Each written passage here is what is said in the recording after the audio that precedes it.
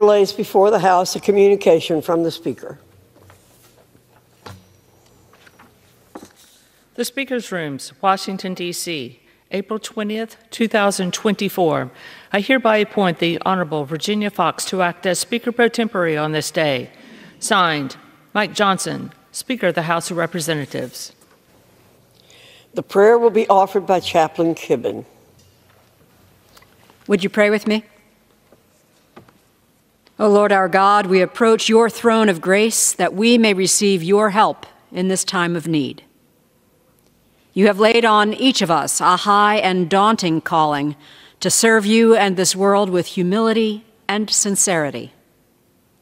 On this day especially, may we bring with us to our decision-making not earthly wisdom, but a strength of conscience and integrity of faith, so that when this day is done, we may face this nation, our world, and each other without reproach. More importantly, we pray that in all that we accomplish this day, we would be found blameless in your sight. For it is only by your grace that we are where we are and who we are. May your grace toward us not be in vain, but may our efforts today bring faithful testimony to your grace at work within us. In the name of the one whose grace is our salvation, we pray. Amen.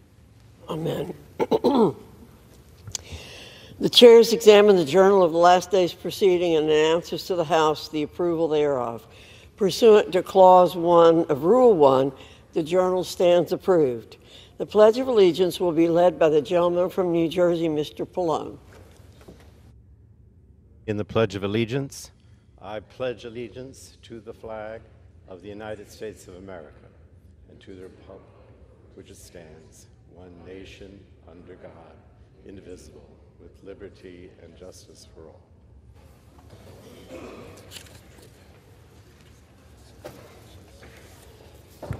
The chair lays before the House the following communications. The Honorable the Speaker, House of Representatives, sir, pursuant to the permission granted in Clause 2H of Rule 2 of the Rules of the U.S. House of Representatives, the clerk received the following message from the Secretary of the Senate on April 19, 2024 at 2 p.m. that the Senate passed Senate 2958, that the Senate agreed to relative to the death of the Honorable Joseph I. Lieberman, former United States Senator from the state of Connecticut, Senate Resolution 655, that the Senate passed without amendment H.R. 4389, signed sincerely, Kevin F. McCumber, Acting Clerk. The Honorable the Speaker, House of Representatives, sir, pursuant to the permission granted in Clause 2H of Rule 2 of the Rules of the U.S. House of Representatives, the clerk received the following message from the Secretary of the Senate on April 20th, 2024 at 12:54 a.m. that the Senate passed without amendment H.R. 7888, signed sincerely, Kevin F. McCumber, Acting Clerk. Pursuant to Clause 4 of Rule 1, the following enrolled bill was signed by the Speaker on Saturday, April 20th, 2024. H.R. 7888, a bill to reform the Foreign Intelligence Surveillance Act of 1978. For what purpose does the gentleman from Texas seek recognition? Mr. Speaker, I ask unanimous consent that all members have 5 legislative days to revise and extend their remarks and include extraneous material on H.R. 8038. Without objection. Pursuant to House Resolution 1160 and Rule 18, the Chair declares the House in the Committee of the Whole House on the State of the Union for the consideration of H.R. 8038. The Chair appoints the gentlewoman from North Carolina, Ms. Fox, to preside over the Committee of the Whole.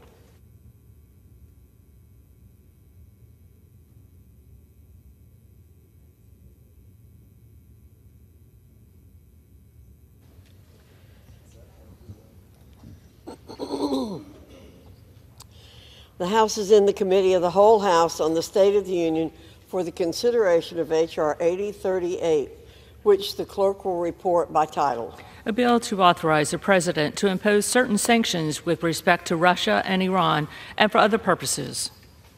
Pursuant to the rule, the bill is considered read the first time.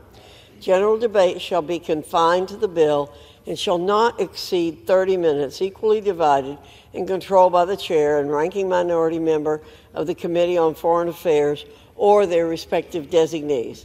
The gentleman from Texas, Mr. McCall, and the gentleman from New York, Mr. Meeks, each will control 15 minutes. The chair recognizes the gentleman from Texas, Mr. McCall.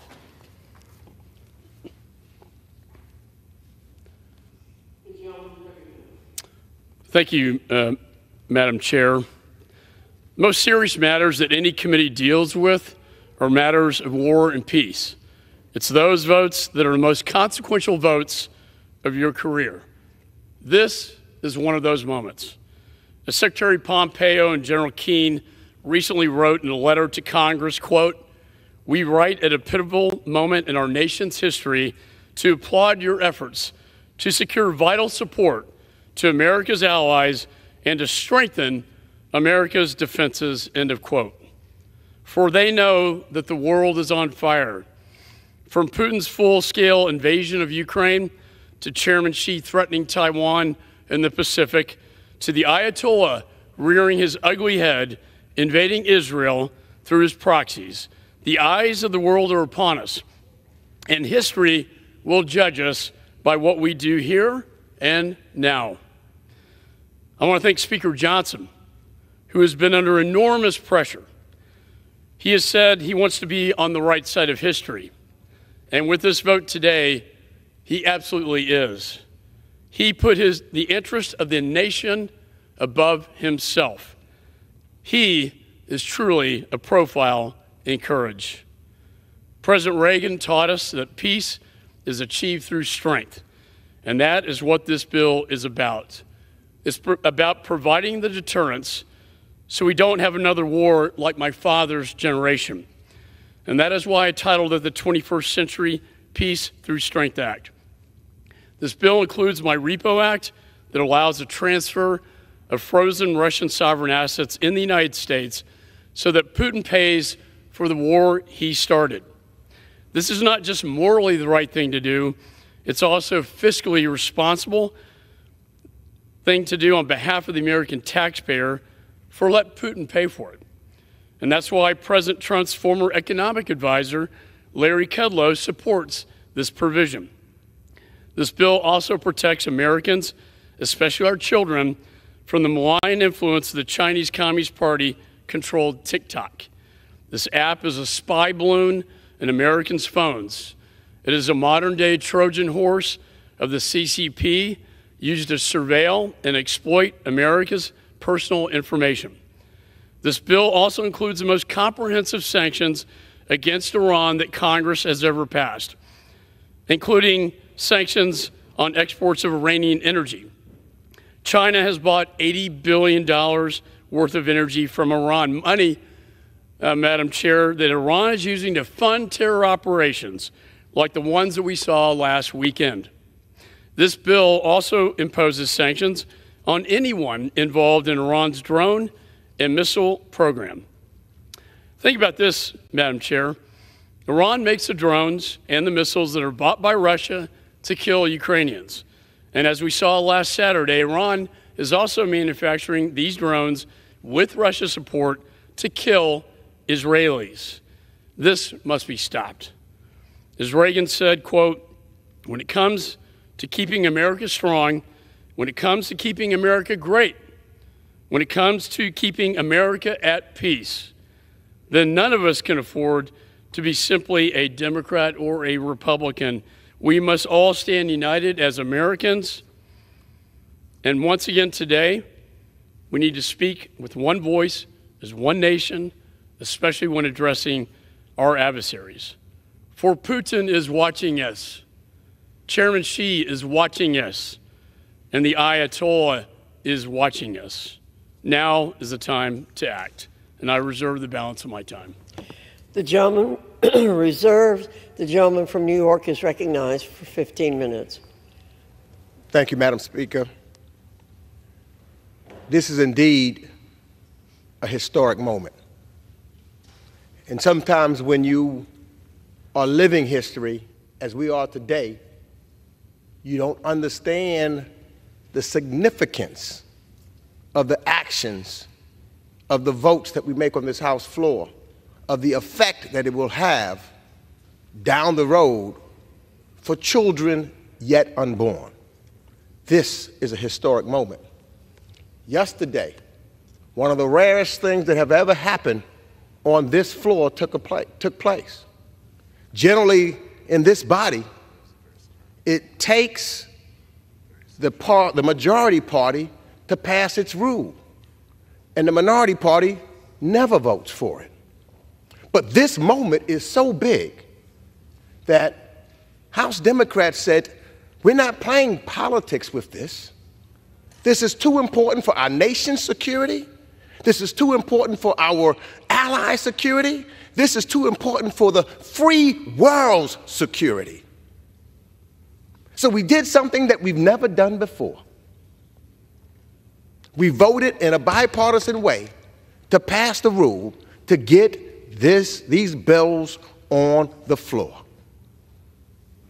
Quite naturally, I would have loved to have done this 2, 3, 4 months ago. But this is a historic moment. A historic moment. Ukraine is now on the brink. The humanitarian catastrophes in Gaza, in Sudan, in Haiti, and elsewhere require immediate aid. Israel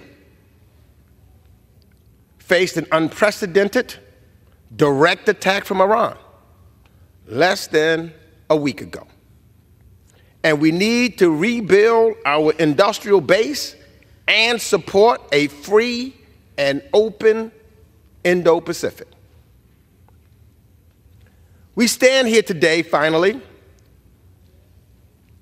doing the people's work, doing, as I said just a few minutes ago, what we should have done months ago, supporting our friends, supporting our allies around the world, and quieting the doubts about whether America is a reliable partner or not, whether the United States will continue leading on the world stage or not. And I'm so proud of President Biden because he has displayed that leadership time and time again. Now,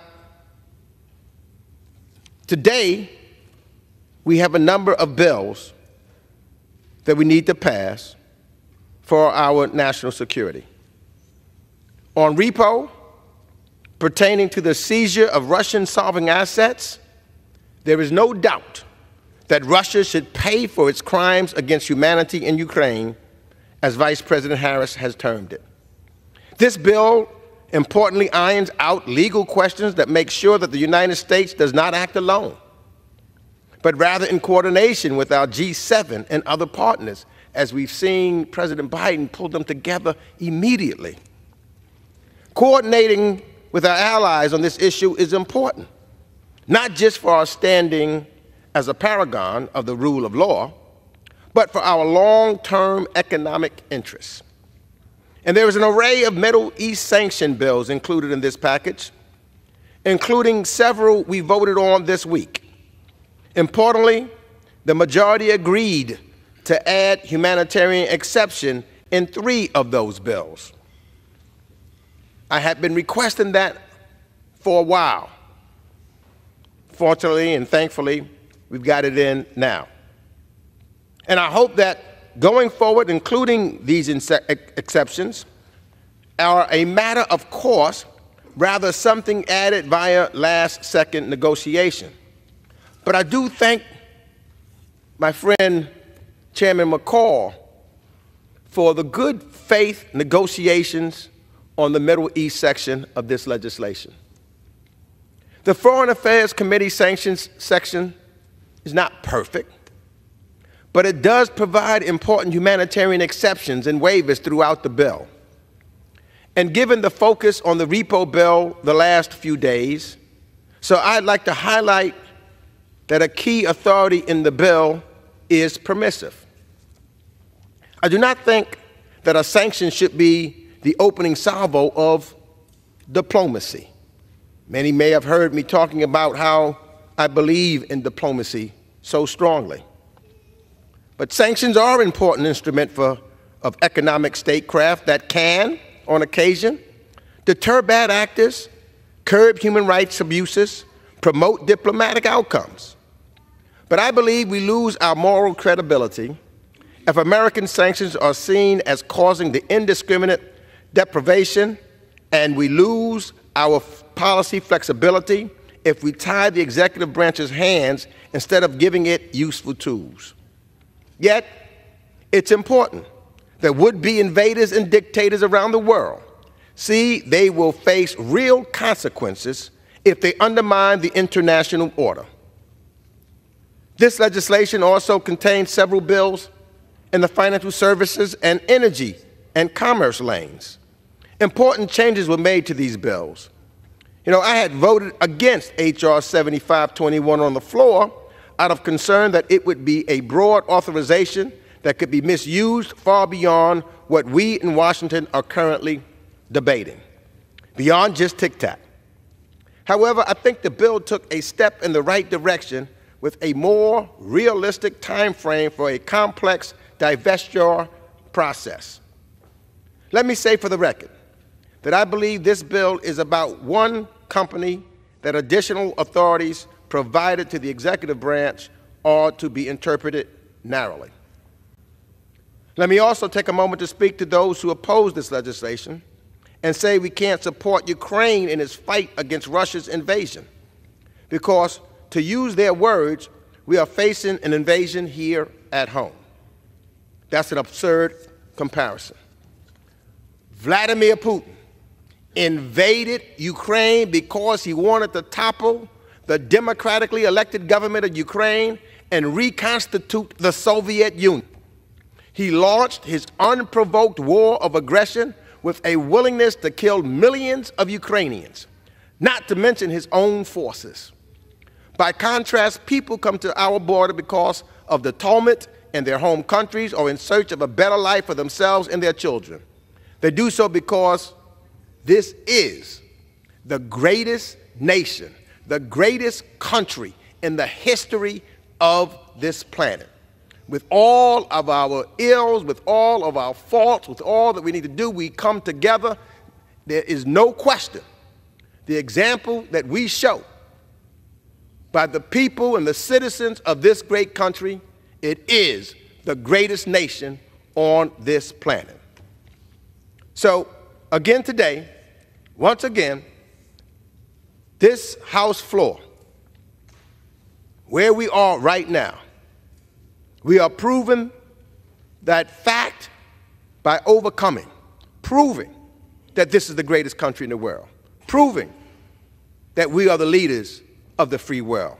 And we're doing this by overcoming our partisan divides, by showing that we will work together and stand together, Democrats and Republicans, for the right thing and for our country. So we are passing a historic bill, a bill that our children and grandchildren and children will be reading and looking at in the years to come, that promotes not just U.S. national security, but the security of democracy and authoritarianism, over authoritarianism, law over lawlessness, prosperity over chaos or famine. My friends, the camera of history is rolling. And when they play it back, they will see we stood together.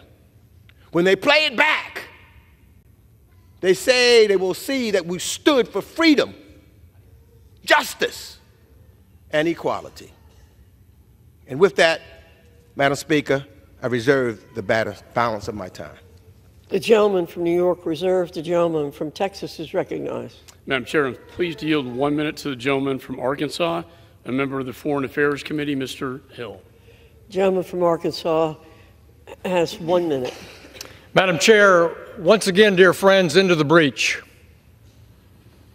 We stand in the breach again for freedom. We stand in this historic chamber with Washington on one side and Lafayette on the other. In 2 years, we'll celebrate the 250th anniversary of this country, this freedom, this democracy, which would not have happened without money from the Netherlands, money from France, guns from France, a navy from France. Allies stood at the side of the birth of this nation. The birth of freedom was born here. So today we come to this House floor to see that freedom is fought for here in this House. Last week, the Prime Minister of Japan, Kishida, stood on this floor and called this nation the indispensable nation. Not to do it alone, not to stand in the breach alone, but to lead. And today, the United States will once again and step up and lead. Today, we will send the world the message. We stand with those who stand for freedom, and we hold to account those who are against freedom. This bill supports our allies. This bill condemns our rivals and our enemies. Vote for this bill. I yield back the balance of my time. And Madam Chair, I'd like to submit the balance of my record. The gentleman's time has expired. The gentleman from New York is recognized. Madam Speaker, I'm proud to yield 2 minutes to the gentleman from Virginia and a member of the House Foreign Affairs Committee, Representative Jerry Connolly. The gentleman from Virginia is recognized for 2 minutes. Thank you, Madam Speaker, and I thank my friend and I thank Mr. McCall for their leadership. Today, with the vote on Ukraine security aid, we rededicate ourselves to who we are. We meet today under the white dome above us, a universal symbol of freedom and freedom-loving people everywhere. And today, we cannot disappoint those who seek what we have, freedom, the freedom to self-determine, the freedom to decide their sovereignty and their alliances and their form of government. America has always stood for that. Will we retreat from that today? And do we understand the choices in front of us? They're clear. Some say, well, we have to deal with our border first. The Ukrainian-Russian border is our border. It's the border between depraved autocracy and freedom-loving people seeking our democratic way of life. Do we have a stake in that outcome? Yes. Undeniably yes. Will we rise to the occasion?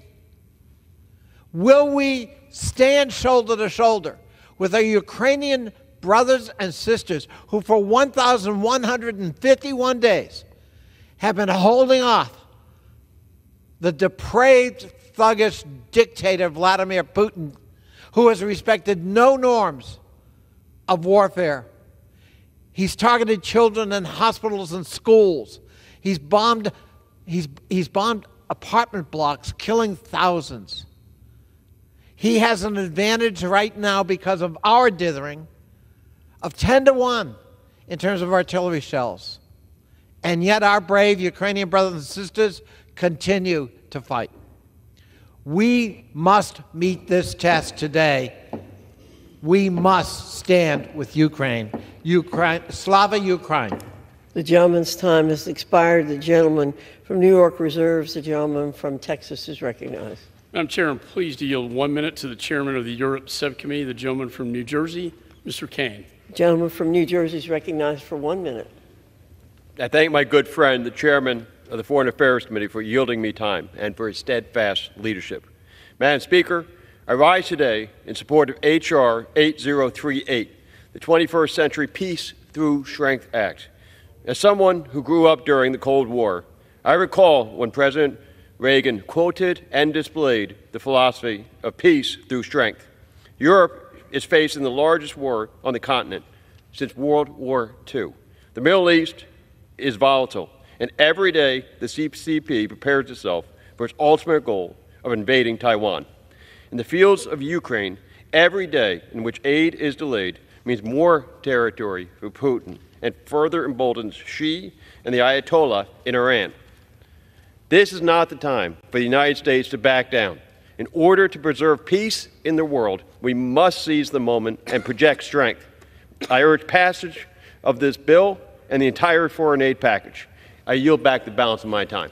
The gentleman from New Jersey yields back. The gentleman from New York is recognized. I now yield 2 minutes to the gentleman from Texas and the ranking member of the Foreign Affairs Subcommittee on the Western Hemisphere, Representative Joaquin Castro.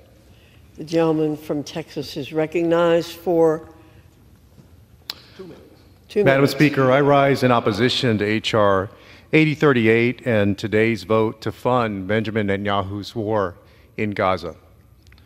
All of us have seen the tragedy of Gaza.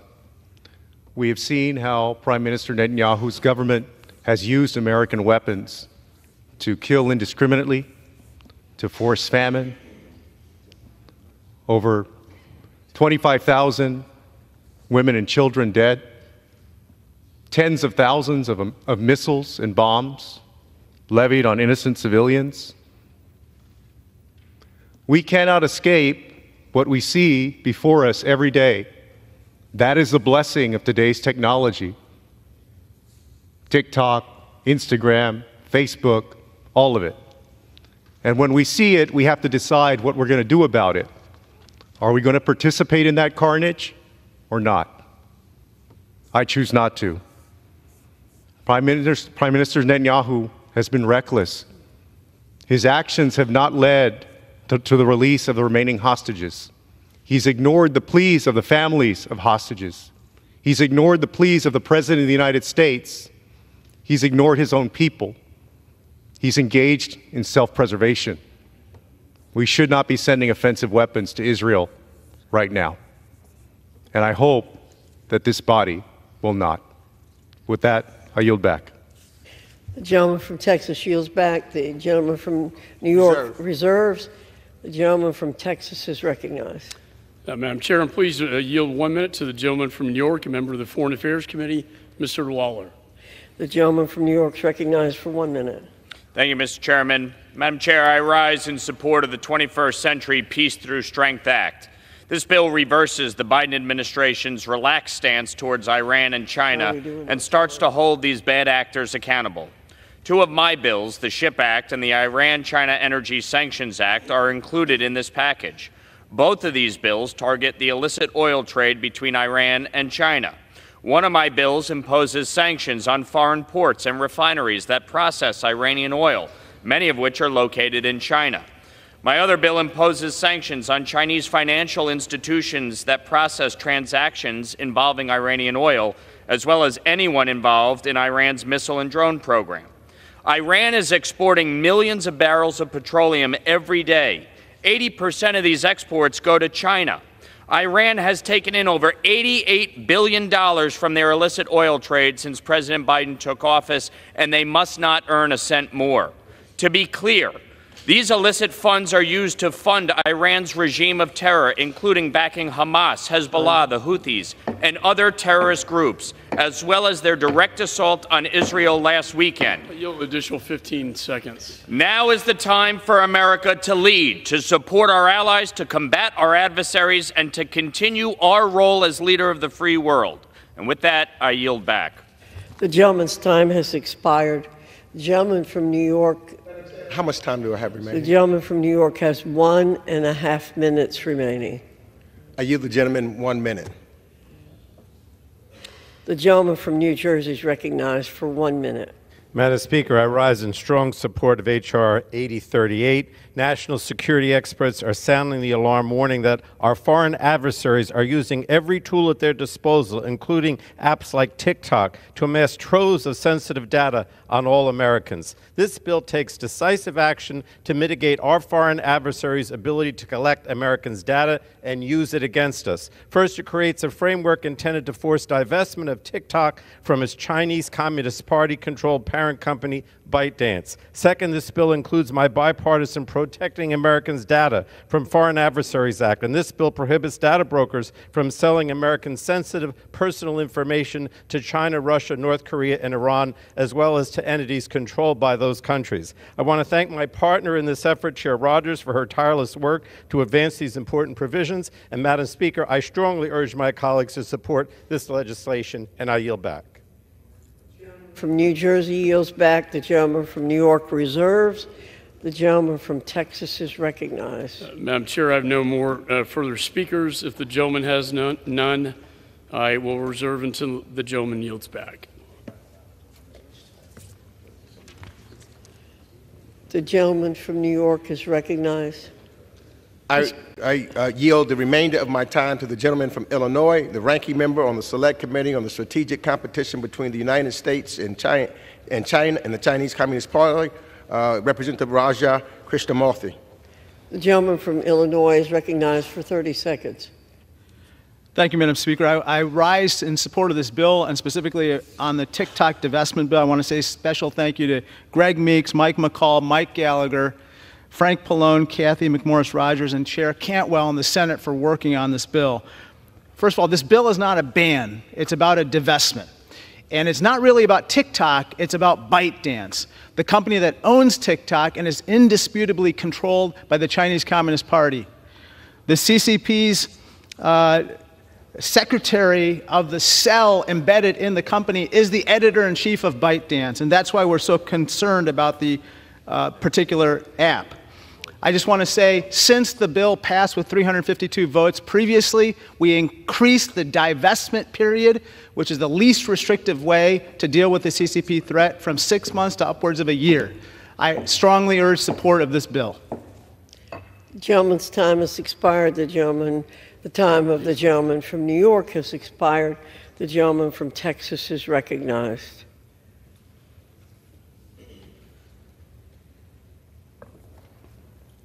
Thank you, Madam Chair. In the late 1930s, Winston Churchill described what he saw as a gathering storm. The forces of Hitler and the axis of evil threatening freedom and democracy. I recall when Mr. Meeks and I were on the border between Poland and Ukraine, watching thousands of mothers and their children fleeing in fear, fleeing their own country after the invasion. And the polls told us this is just like 1939 when Hitler invaded Poland. Today, we are at a similar inflection point in history. The fall of Afghanistan sent a powerfully dangerous message to our adversaries that America was weak. Almost immediately after the Russian Federation began moving towards Ukraine. And once Chairman Xi met with Putin at the Olympics and cemented their unholy alliance, they invaded. Chairman Xi has become more aggressive in the Pacific. And mark my words, Xi is watching what happens in Ukraine to determine whether he invades Taiwan and the Pacific. And then the Ayatollah raised his ugly head in the Middle East. And last Saturday, the world watched as Iran, for the first time in history, invaded Israel, sending 300 missiles and drones to kill innocent Israelis. These dictators, including North Korea, are all tied together. They are all tied together. We cannot separate them. We don't pick and choose our enemies. They choose us. My father served as a bombardier in World War II. He was part of the greatest generation. I recently took my son to my father's air base in England, where he was stationed. And while there, we visited the church where my father prayed, not knowing if he would live or die. I took my son to the National Cemetery for the U.S. airmen who never made it home. And I pointed to the 4,000 crosses and said, son, those are the ones who did not make it home. And in the chapel there is inscribed on the ceiling, quote, "In honor of the airmen who on their last flight met the face of God." Met the face of God. It was a moving experience, father and son, teaching my son, like my father taught me, about the importance of patriotism and the cost of freedom. It was also a reminder of the dangers that we face today. For today, like then, it could have been prevented. Deterrence is the key. As Churchill wrote in his book, The Gathering Storm, quote, "One day, President Roosevelt told me that he was asking publicly for suggestions about what the war should be called. I said, Churchill said, at once, the unnecessary war." Think about that. The unnecessary war. He said, "There never was a war more easy to stop than that which has just wrecked what was left of the world from the previous struggle." I often think about the blood and treasure that could have been saved from my father's generation had we simply stopped Hitler earlier. And now we are faced with a similar opportunity. As Reagan told us, quote, "We know only too well the conflict comes not when the forces of freedom are strong, but when they are weak." He was right. Our adversaries are working together to undermine our Western values and demean our democracy. We cannot be afraid at this moment in time. We cannot be afraid of our shadows. We must be strong. We have to do what's right. Evil is on the march. History is calling, and now is the time to act. For the world is watching. Our adversaries are watching us here today, and history will judge us all by our actions here today and now. So as we deliberate on this vote, you have to ask yourself the question, am I Chamberlain or am I Churchill? And with that, I yield back.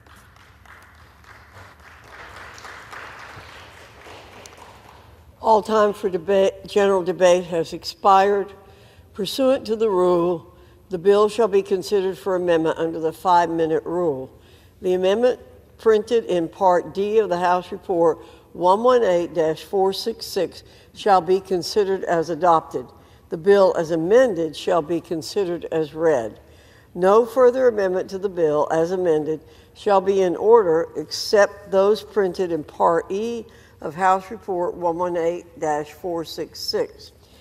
Each such further amendment may be offered only in the order printed in the report by the member designated in the report, shall be considered as read, shall be debatable for the time specified in the report, equally divided and controlled by the proponent and an opponent, shall not be subject to amendment, and shall not be subject to a demand for division of the question.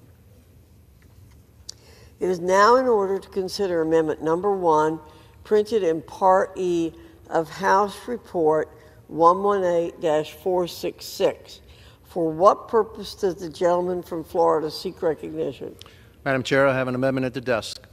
The clerk will designate the amendment. Amendment number 1, printed in Part E of House Report number 118-466, offered by Mr. Jimenez of Florida. Pursuant to House Resolution 1160, the gentleman from Florida, Mr. Jimenez, and a member opposed each will control 5 minutes. The chair recognizes the gentleman from Florida. Madam Chairman, I yield myself such time as I may consume. The gentleman is recognized. Thank you, Madam Chair. Be it through technology transfers or monetary investments, we must stop funding our own destruction through tacit support of the PLA's technological advancement. This amendment requires that the annual China Military Power Report to provide an assessment of the PRC's developments in critical and emerging technologies relevant to any advancement of the PLA capabilities. any involvement in the CCP's civil-military fusion program, or any involvement in the development of the CCP's state surveillance initiatives. This amendment also calls on the Department of Defense, the Department of State, and other interagency partners to list all Chinese companies involved in the development of this critical technology and determine if any U.S. technology components are used by these companies or if any U.S. capital is invested in these companies. This is critical information to have. American dollars and ingenuity should not be building the CCP's techno-totalitarian surveillance state and should not be funding its gross human rights abuses. We must recognize the risk of support for entities involved in Xi's civil-military fusion program and understand why any technological development made in China on the civil side instantly goes to support military advancements. Right now, Americans, usually unwittingly, are funding the People's Liberation Army, paying for things like aircraft carriers, fighter jets, artillery shells, and facilitating a mass surveillance and oppression of the Chinese people. I think the bottom line, from my perspective, is that the CCP is an adversary, and you don't defeat an adversary or deter an adversary by shoveling billions of dollars into their military and technology programs. Every time we allow this to happen, we are closing the capability gap between our military and the PLA, giving the upper hand to our greatest adversary, the only country with the intent, will, and capability to reshape the international order, and that's China. I urge my colleagues to support this amendment, and with that I reserve the balance of my time. The gentleman from Florida reserves the balance of his time. Does anyone wish to speak in opposition to the amendment? The gentleman from Florida is recognized. I would like now to yield 2 minutes to the gentleman from Illinois, the ranking member of the Select Committee on the CCP, Mr. The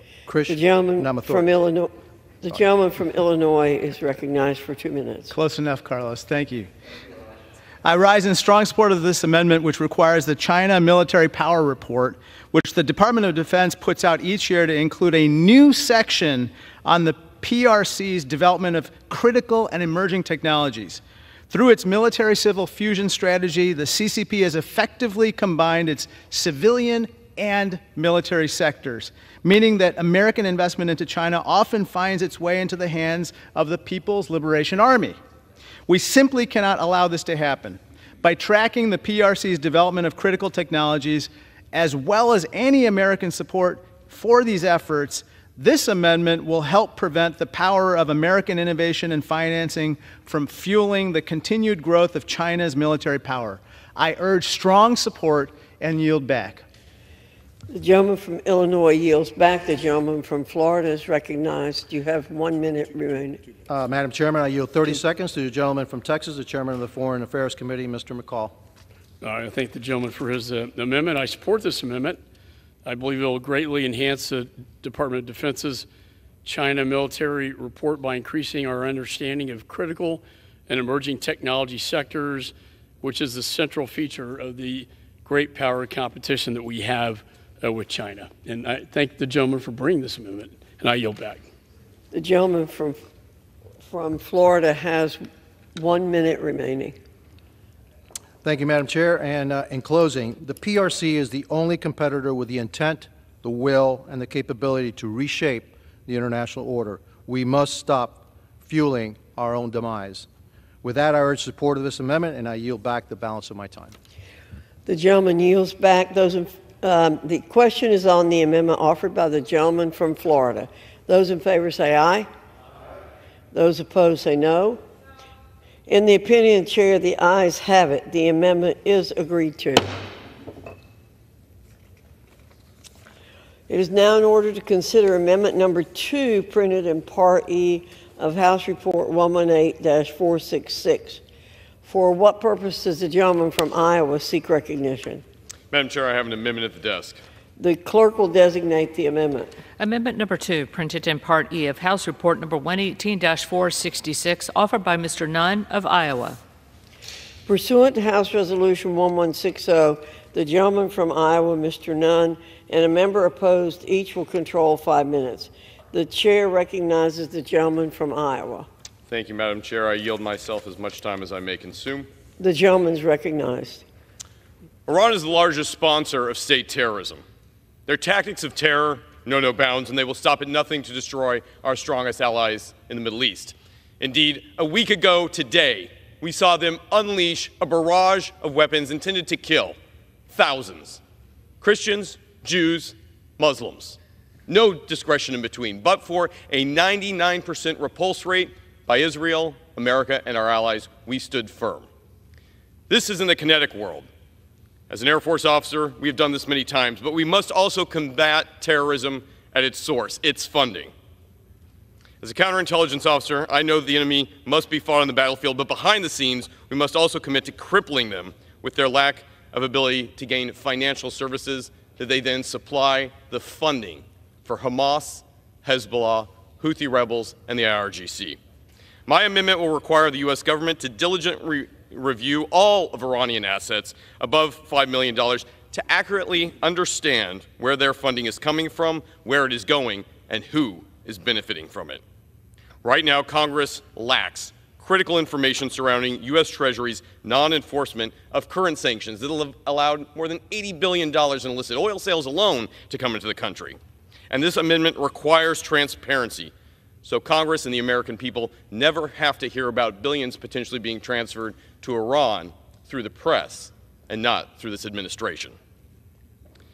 This amendment also gives Congress knowledge that we require to effectively ensure oversight and draft targeted legislation to ensure the Iranian regime doesn't have access to the funds necessary for it to finance terror. Finally, this amendment holds Iran accountable for their direct funding of terrorism, ensuring that Iran does not have access to the financial assets to enable their reign of terror throughout the Middle East and to those right here in the United States. I urge my colleagues to support this amendment. Congress must be aware of Treasury Department's relaxation and non-enforcement of current sanctions on Iran today, and this amendment should be implemented immediately. Thank you, Madam Chair, and I reserve the balance of my time. The gentleman from Iowa reserves. For what purpose does the gentleman from New York seek recognition? I rise to claim time in opposition to this amendment. The gentleman is recognized for 5 minutes. The Treasury Department opposes this amendment because they believe the reporting time is so short and the requirements are so onerous. They believe it's so onerous that they will have to pull people away from doing the important work on finding illicit actors that should be sanctioned and make them work on this report.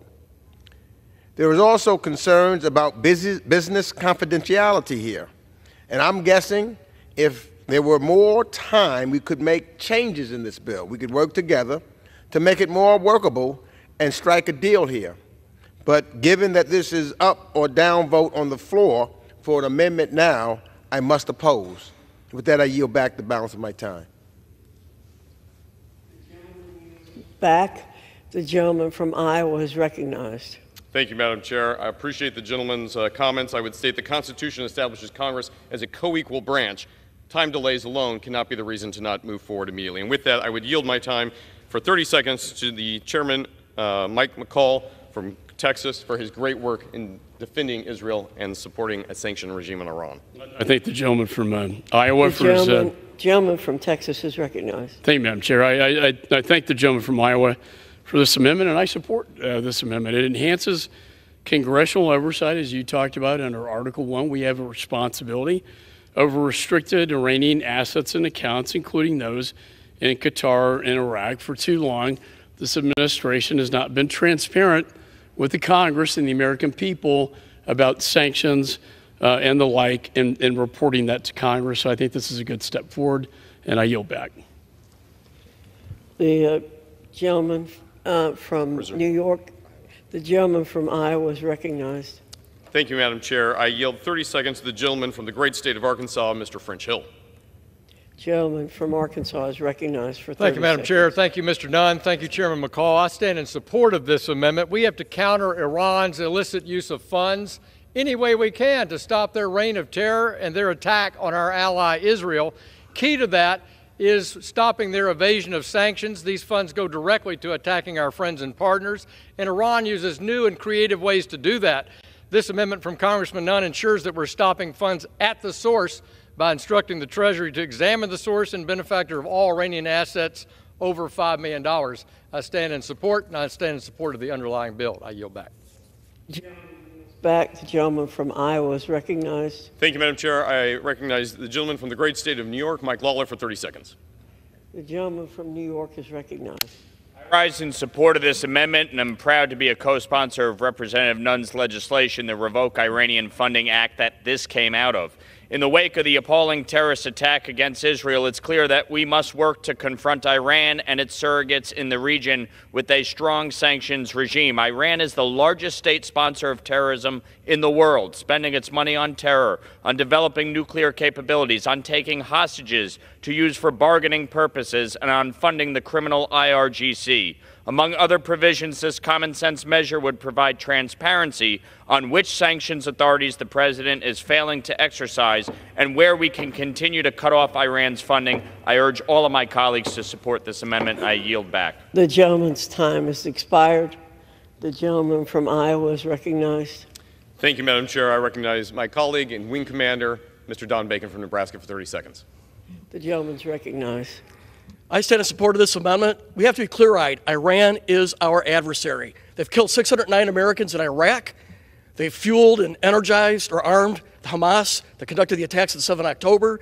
They armed the Hezbollah. They armed the Houthis. We should go after all of their assets. We should choke every dollar that we can, because every dollar they have fuels terrorism. I stand in support of Zach Nunn's amendment. Thank you. The gentleman from Iowa is recognized for 45 seconds. Thank you, Madam Chair. Today we stand at a crossroads on a precipice. The result is the effect of an Iranian regime that is directly threatening not just our allies in the Middle East, but has access to funds that directly threaten us. And so while I respect my colleagues on the other side of the aisle, I would ask that they come forward at this important juncture to make sure that these funds are restricted from the use of terrorism that flows directly to harm those American soldiers who lost their lives just months ago, fellow veterans and combat in arms. I thank the 9/11 families, the Foundation for Defense Funds, and all of those who have come forward to support this very important measure. With that, Madam Chairwoman, I reserve. The gentleman's time has expired. The question is on the amendment offered by the gentleman from Iowa. Those in favor say aye. Aye. Those opposed, no. In the opinion of the chair, the ayes have it. The amendment is agreed to. Ask for a roll call vote. The gentleman from New York asked, pursuant to Clause 6 of Rule 18, further proceedings on the amendment offered by the gentleman from Iowa will be postponed.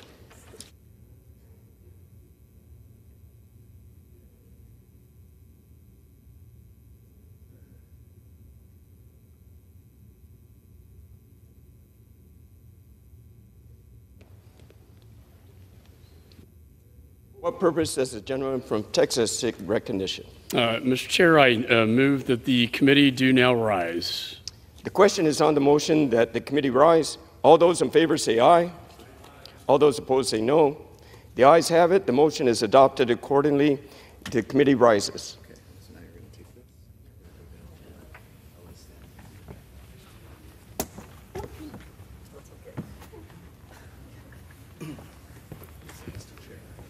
Mr. Chair. Madam Speaker, the Committee of the Whole on the State of the Union, having had under consideration H.R. 8038, directs me to report that it has come to no resolution thereon. The chair of the Committee of the Whole House on the State of the Union reports that the committee has had under consideration H.R. 8038 and has come to no resolution thereon.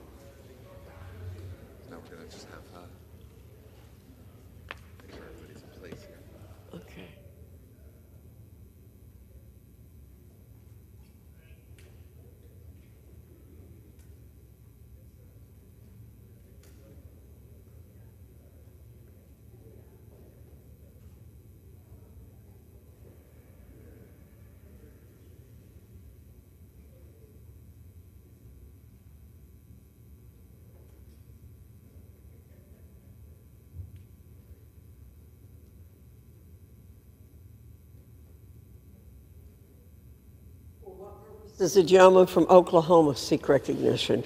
Madam Speaker, pursuant to House Resolution 1160, I call up Bill H.R. 8036, the Indo-Pacific Security Supplemental Appropriations Act of 2024, and ask for its immediate consideration in the House. The clerk will report the title of the bill. H.R. 8036, a bill making emergency supplemental appropriations for assistance for the Indo-Pacific region and for related expenses for the fiscal year ending September 30th, 2024, and for other purposes. Pursuant to House Resolution 1160, the bill is considered read. The bill shall be debatable for 30 minutes, equally divided and controlled by the chair and ranking minority member of the Committee on Appropriations or their respective designees. The gentleman from Oklahoma, Mr. Cole, and the gentlewoman from Connecticut, Ms. DeLauro, each will control 15 minutes. The chair recognizes the gentleman from Oklahoma. Madam Speaker, I ask unanimous consent that all members may have 5 legislative days in which to revise and extend their remarks and include extraneous material on the measure under consideration. Without objection. Madam Speaker, I yield myself such time as I may consume. The gentleman is recognized. Thank you, Madam Speaker. I rise today to offer H.R. 8036, the Indo-Pacific Security Supplemental Act of 2024. The bill provides $8.12 billion in emergency supplemental appropriations to continue efforts to counter Communist China and ensure a strong deterrence in the region. It includes $3.3 billion to develop submarine infrastructure, $2 billion for the Foreign Military Financing Program for Taiwan and other key partners in the regions, $1.9 billion to replenish defense articles and defense services provided to Taiwan and regional partners, $542 million to strengthen U.S. military capabilities in the region, and $133 million to enhance the production and development of artillery and critical minerals. Today's bill should not be viewed in isolation. It's part of a series of 3 security supplemental bills and a related national security measure, all of which are being considered as part of a comprehensive security funding package. This measure and the other 2 supplemental bills will provide needed military assistance to Israel and Ukraine during their time of crisis.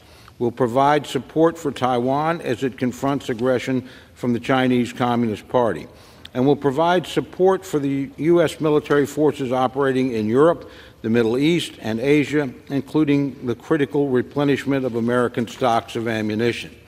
America's greatest writer, Mark Twain, is reputed to have said that history does not repeat itself, but it does sometimes rhyme.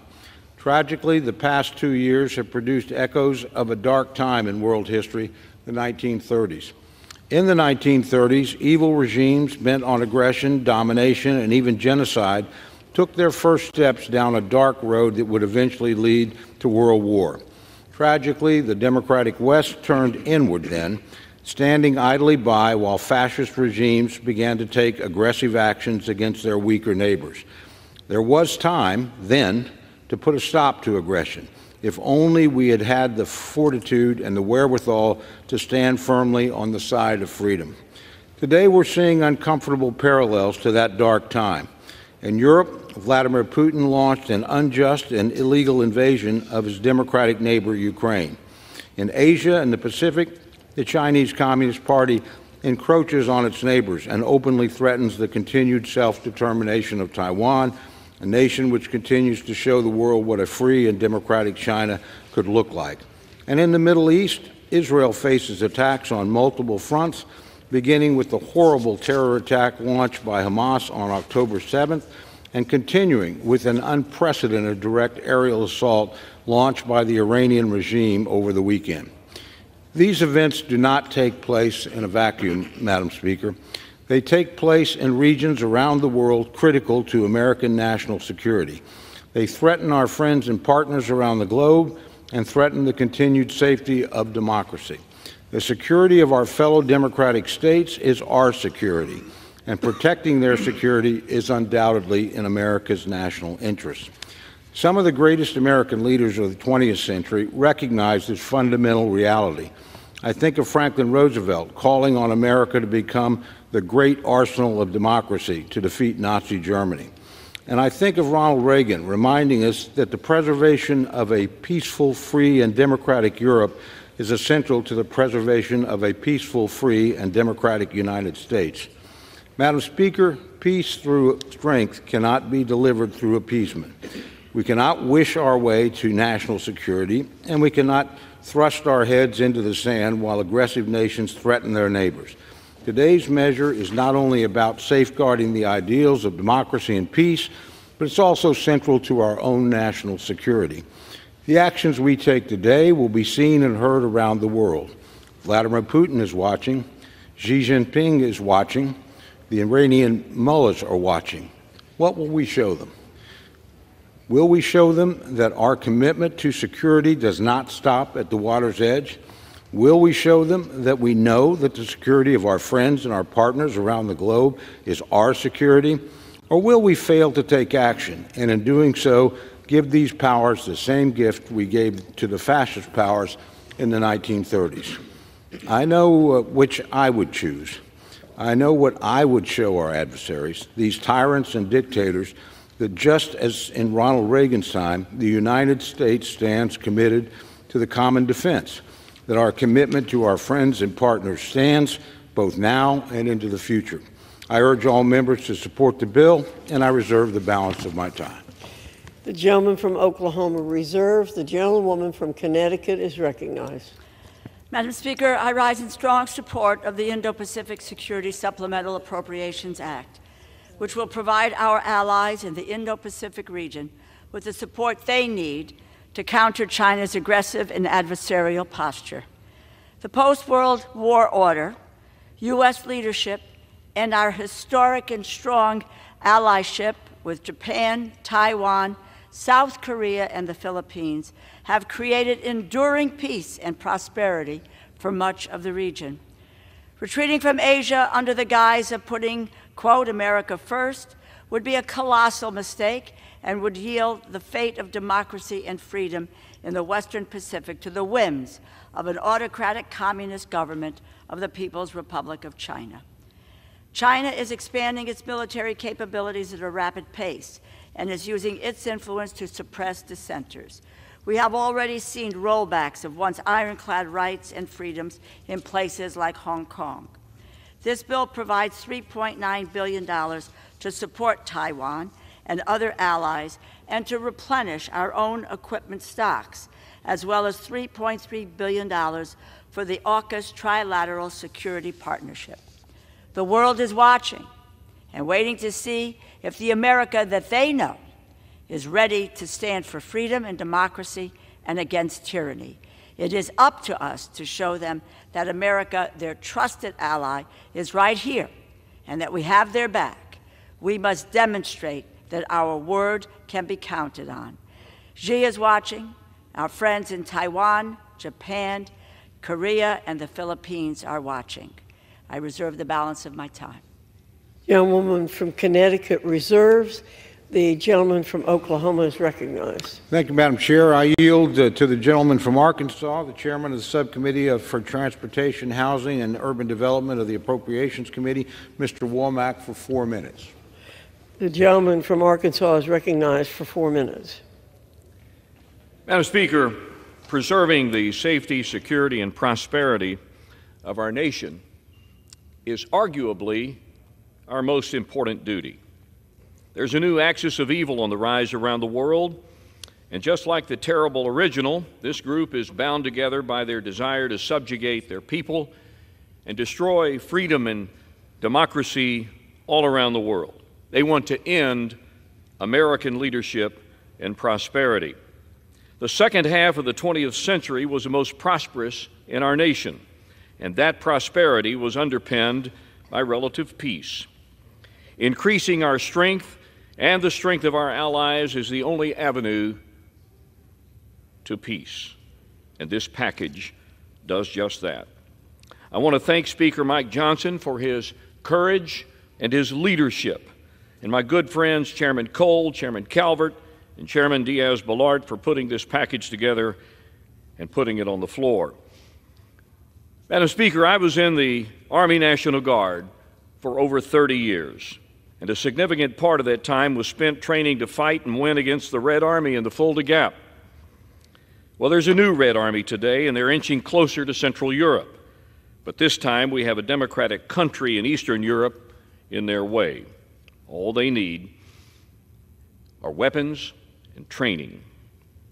And that's among the bills in the package that we provide today that this body will vote on.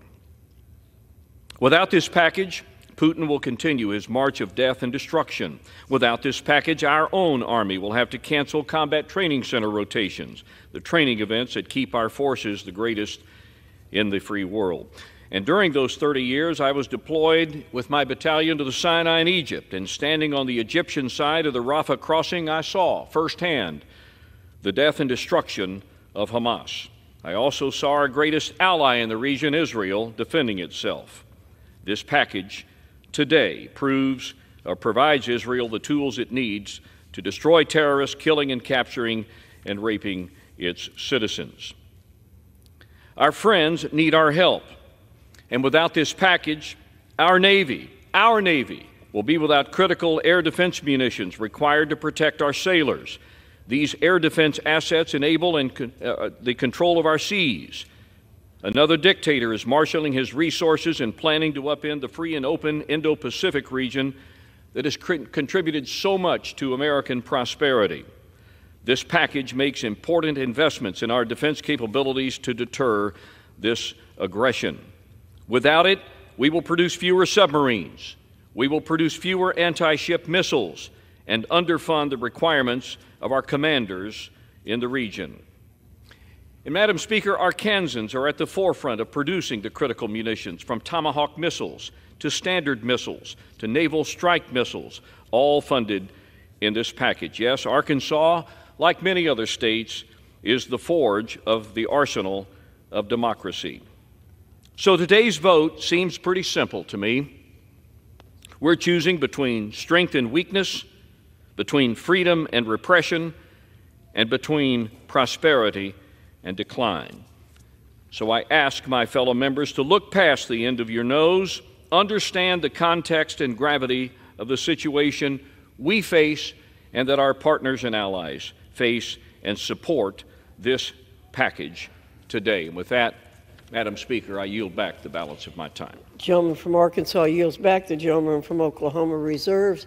The gentlewoman from Connecticut is recognized. Madam Speaker, I yield 1 minute to the gentleman from Illinois, the ranking member of the Select Committee on the Strategic Competition between the United States and the CCP, Mr. Krishnamurthy. The gentleman from Illinois is recognized.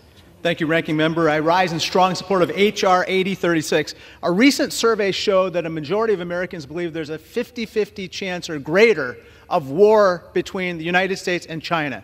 It's one of their greatest fears. That same survey showed that 80% of Americans want us to do everything in our power to prevent war with China. This particular bill, H.R. 8036, is critical in preventing war with China by increasing deterrence against their aggression, through foreign military financing of our partners, through upgrading the industrial submarine base, and by replenishing our defense stocks. I strongly urge support of H.R. 8036. We cannot wane in the defense of democracy. The gentleman from Illinois yields back. The gentleman from Connecticut reserves. The gentleman from Oklahoma is recognized. Madam Speaker, I yield 2.5 minutes to my good friend, the distinguished gentlewoman from California, Ms. Kim. The gentlewoman from California is recognized for 2.5 minutes. Thank you, Chairman, for yielding. President Ronald Reagan said, "We cannot play innocence abroad in a world that is not innocent, nor can we be passive when freedom is under siege." The free world is under attack as Vladimir Putin, Xi Jinping, the Ayatollahs, and Kim Jong-un are teaming up to destroy any glimpse of freedom and democracy in their path. Deterrence is not divisible, and history has shown that when the free world wavers, adversaries see a green light. Taiwan Foreign Minister Joseph Wu said recently that the United States failing to support Ukraine would embolden Xi Jinping and support Beijing's propaganda that the United States is not a reliable partner. We want our allies and partners to turn to the United States, not to the Chinese Communist Party, who wants to replace the American dream with this authoritarian vision in a quest to become the superpower, top economic and military power by 2027. If Xi Jinping is successful in his ambitions to take Taiwan, it will directly hurt our economy, our national security, and our leadership globally. And we know he won't stop there. That's why we need to give Taiwan the weapons that it has paid for to defend itself and support other partners in the region. And this bill reaffirms our support by increasing foreign military financing and revamping our submarine industrial base as we implement Pillar 1 of the AUKUS agreement, which allows for the sale of nuclear-powered submarines to Australia and the United Kingdom. For America to continue to shine as a beacon of hope and freedom, we need our allies and partners to trust us and our adversaries to respect us. This is about freedom versus authoritarianism. This is about maintaining a world order that is safe for future generations. History will judge this institution and our country based on how we vote today. The world is watching us, and we need to deliver. So I urge my colleagues to meet this critical moment and pass H.R. 8036, Indo-Pacific Security Supplemental Act. Thank you. With that, I yield back. The gentlewoman from California yields back. The gentleman from Oklahoma reserves. The gentlewoman from Connecticut is recognized. Madam Speaker, I yield 1 minute to the gentleman from Connecticut, Mr. Courtney, a member of the Armed Services Committee and ranking member on the Sea Power and Projections Subcommittee. Mr. Courtney. The gentleman from Connecticut is recognized for 1 minute. Thank you, Madam Speaker. I rise in strong support of the Indo-Pacific Security Supplemental Act. This bill makes critical investments to integrated deterrence in the Indo-Pacific. It fulfills the U.S. Indo-Pacific Command's unfunded priorities and uplifts the U.S. submarine industrial base in support of the trilateral AUKUS security agreement. Its $3.3 billion investment in submarines will both expand production capacity of the Virginia and Columbia class programs and provide Navy with resources to get more attack submarines out of maintenance delays and into the fleet. This supplemental was crafted last fall in tandem with House-Senate passage of AUKUS authorities.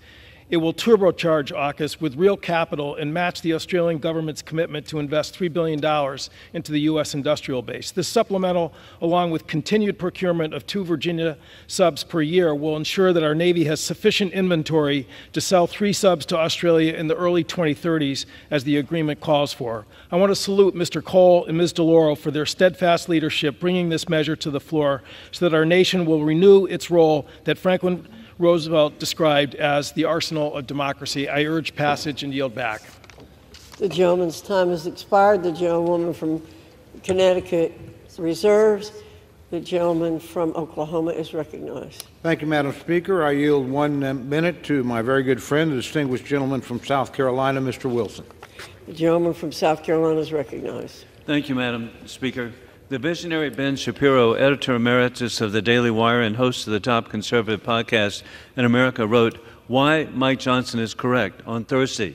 His defense of Mike Johnson has been reinforced by Mark Levin and General Jack Keane. In supporting the people of Taiwan is crucial to be a deterrence to the Chinese Communist Party invading and saving hundreds of thousands of lives. As the son of a flying tiger in World War II, who served in Kunming, Shangtu, and Xi'an, I grew up with appreciation of the people of Chinese heritage. America will stand with the people of Taiwan, with South Korea, Japan, Israel, and Ukraine.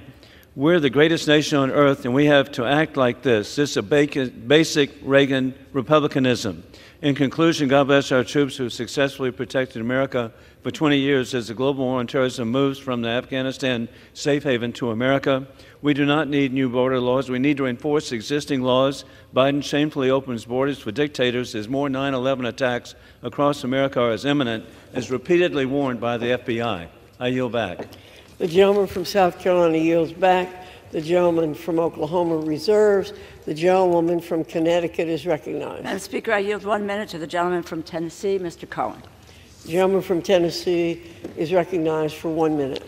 Thank you, Madam Speaker, and thank you, Mr. Lara. Speaker Johnson said he was a wartime speaker, and he was a child of the 80s influenced by Reagan, who went to the Berlin Wall and said, Mr. Gorbachev, take down this wall. I'm a child of the 60s and John Kennedy, and I heard him say in his inaugural address, let every nation know, whether it wishes us well or ill, that we shall pay any price, bear any burden, meet any hardship, support any friend, oppose any foe, to assure the survival and the success of liberty. Mr. Reagan and Mr. Kennedy each expressed what is the will and the heritage of the American government in supporting freedom and liberty around the world. These bills that protect the Indo-Pacific, Israel, and Ukraine protect these countries against attacks on their sovereignty and their existence. They are free and countries that celebrate democracy, and we have a duty to support them, and we're engaging in that American tradition. I support the bills and urge everyone to do so. I yield back the balance of my time. The gentleman from Tennessee yields back. The gentlewoman from Connecticut reserves. The gentleman from Oklahoma is recognized. Thank you, Madam Chair. I yield 1 minute to my very good friend, distinguished gentleman from Colorado, Mr. Lamborn. The gentleman from Colorado is recognized for 1 minute. I thank the gentleman. History is watching us today. The whole world is watching us today. Winston Churchill, before World War II, spoke of those like Neville Chamberlain who chose dishonor over war and ended up with both. Likewise, isolationists today who choose to retreat from helping our friends who are being threatened and invaded will find that the struggles of our friends will sooner or later follow us home. Our standing in the world is at stake with our vote today. We can choose dishonor, or we can choose to help friends who are oppressed by strong and malignant neighbors. Speaker Mike Johnson has chosen honor and is to be commended. Taiwan, Israel, and yes, Ukraine desperately need our help. Vote for all 4 bills. Choose honor over dishonor. I yield back. The gentleman from Colorado yields back. The gentleman from Oklahoma reserves. The gentlewoman from Connecticut is recognized. Madam Speaker, I yield 1 minute to the gentleman from Virginia, Mr. Byer. The gentleman from Virginia is recognized for 1 minute. Thank you. Madam Speaker, I rise to celebrate the good news for our allies in the Indo-Pacific and the Ukrainian people that the House is finally doing the right thing. Today, moral courage and sound strategic thinking finally defeat the partisan cynicism and the political calculation of a small minority of this body who have held our national interests hostage. Some of my colleagues say America should reject our role as the world's dominant power, ignore our geopolitical foes as they move aggressively against our interests and menace our allies. They are wrong. While it is deeply unfortunate that it took this long for wiser voices to prevail, the House is stepping up today to proclaim the American strength and send bold support to Ukraine and the Indo-Pacific. The Ukrainian people did not choose this war, and Ukraine was invaded by a bloody tyrant who has designs to go far beyond Ukraine.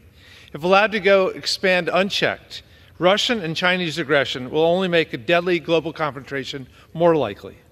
This moment is long overdue, and we can only hope that this delay will not result in lasting damage to Ukraine's war efforts. But it's my deepest hope that this victory in Congress will help make possible Ukraine's ultimate victory on the battlefield. I yield back.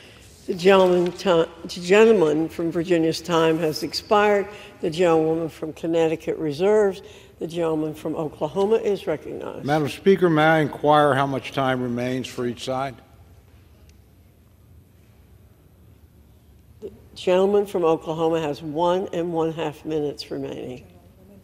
Madam Speaker, I advise my friend I'm prepared to close whenever she is. In the meantime, I'll simply reserve. The gentleman from Oklahoma reserves. The gentlewoman from Connecticut. The gentlewoman has 9 minutes remaining. I yield 1 minute to the gentleman from Indiana, Mr. Mervant. The gentleman from Indiana is recognized for 1 minute. I thank the ranking member for the time and applaud the dedicated work of her and all the leaders and staff of the House Appropriations Committee on both sides of the aisle for their commitment to advancing this legislation.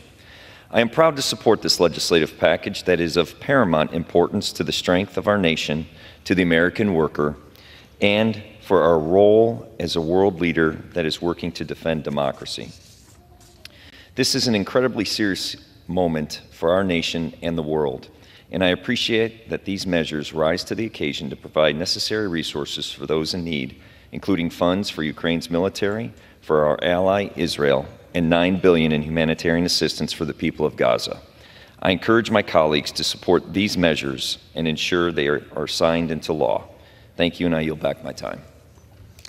The gentleman from Indiana yields back. The gentlewoman from Connecticut is recognized. The gentlewoman from Connecticut reserves. The gentleman from Oklahoma is recognized. Madam Speaker, I reserve. The gentleman reserves. The gentlewoman from Connecticut is recognized. Madam Speaker, I yield 1 minute to the gentlewoman from California, Ms. Kamlager-Dove. The gentlewoman from California is recognized. Madam Speaker, I rise in support of the Indo-Pacific Defense Supplemental and all of the foreign aid bills we are voting on today. I recently returned from a State Department-led trip to Japan where we discussed the security challenges the region is facing from the PRC. Our partners in the Indo-Pacific are dealing with the daily threat of aggression from China.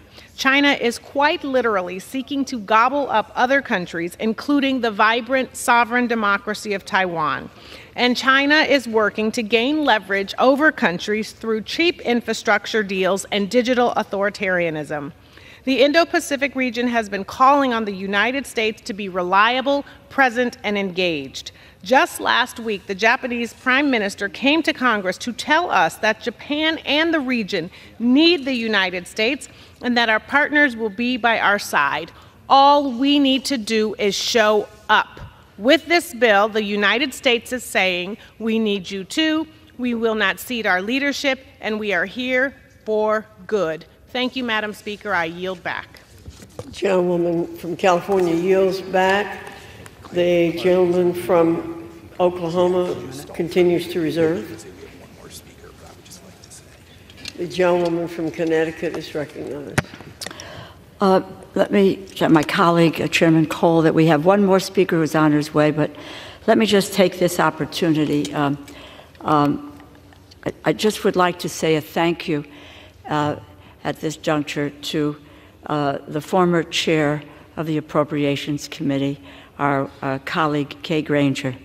It has really been my honor to serve with Congresswoman Granger, and she has been a pioneer in so many ways.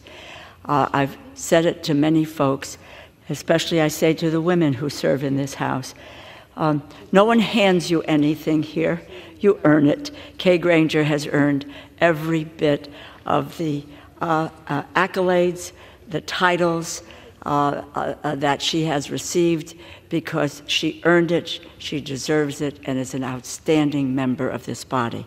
I would also like to say to you, Chairman Cole, it's an honor to serve with you, and I think it really is impressive that in this second week leading the committee, we are passing a long overdue supplemental to aid our allies. To your credit, I thank you very, very much. The gentlewoman from Connecticut reserves. The gentleman from Oklahoma reserves. The gentlewoman from Connecticut is recognized. I yield 3 minutes to the gentlewoman from Massachusetts, the distinguished Democratic whip and former member of the Appropriations Committee, Mrs. Clark. 3. The gentlewoman from Massachusetts is recognized for 2 minutes. 3 minutes. I thank the gentlelady for yielding. John Gardner said, "History never looks like history when you are living through it." But there is no doubt that today's votes in the House of Representatives will reverberate through history, will be felt for generations to come. We have learned that when figures like Vladimir Putin emerge, we will not find peace through appeasement. As caretakers of the world's most powerful republic, we cannot look away when the world looks to us to lead the defense of democracy. We cannot look away because tyranny is not just emanating from Moscow. The same extremism that has fueled the Russian attack on the Ukrainian people has found countenance here in the People's House. In voting yes today, we can rebuke all those who choose to side with the enemies of freedom.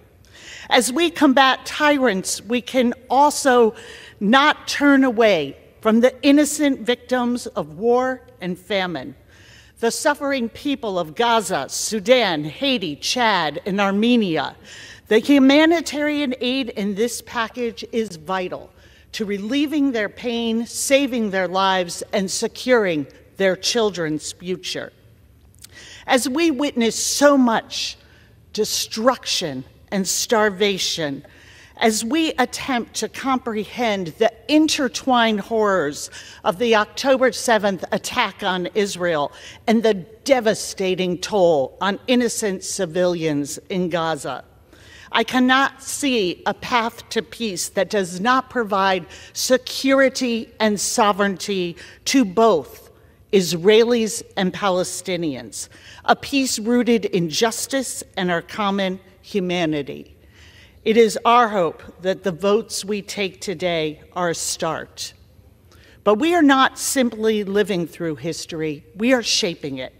We have the opportunity today to shape a future that is more just, more equitable. The bills before us today are not perfect. They consider very complex and painful issues, but they are a critical step forward, and I urge my colleagues to join me in taking it. I yield back.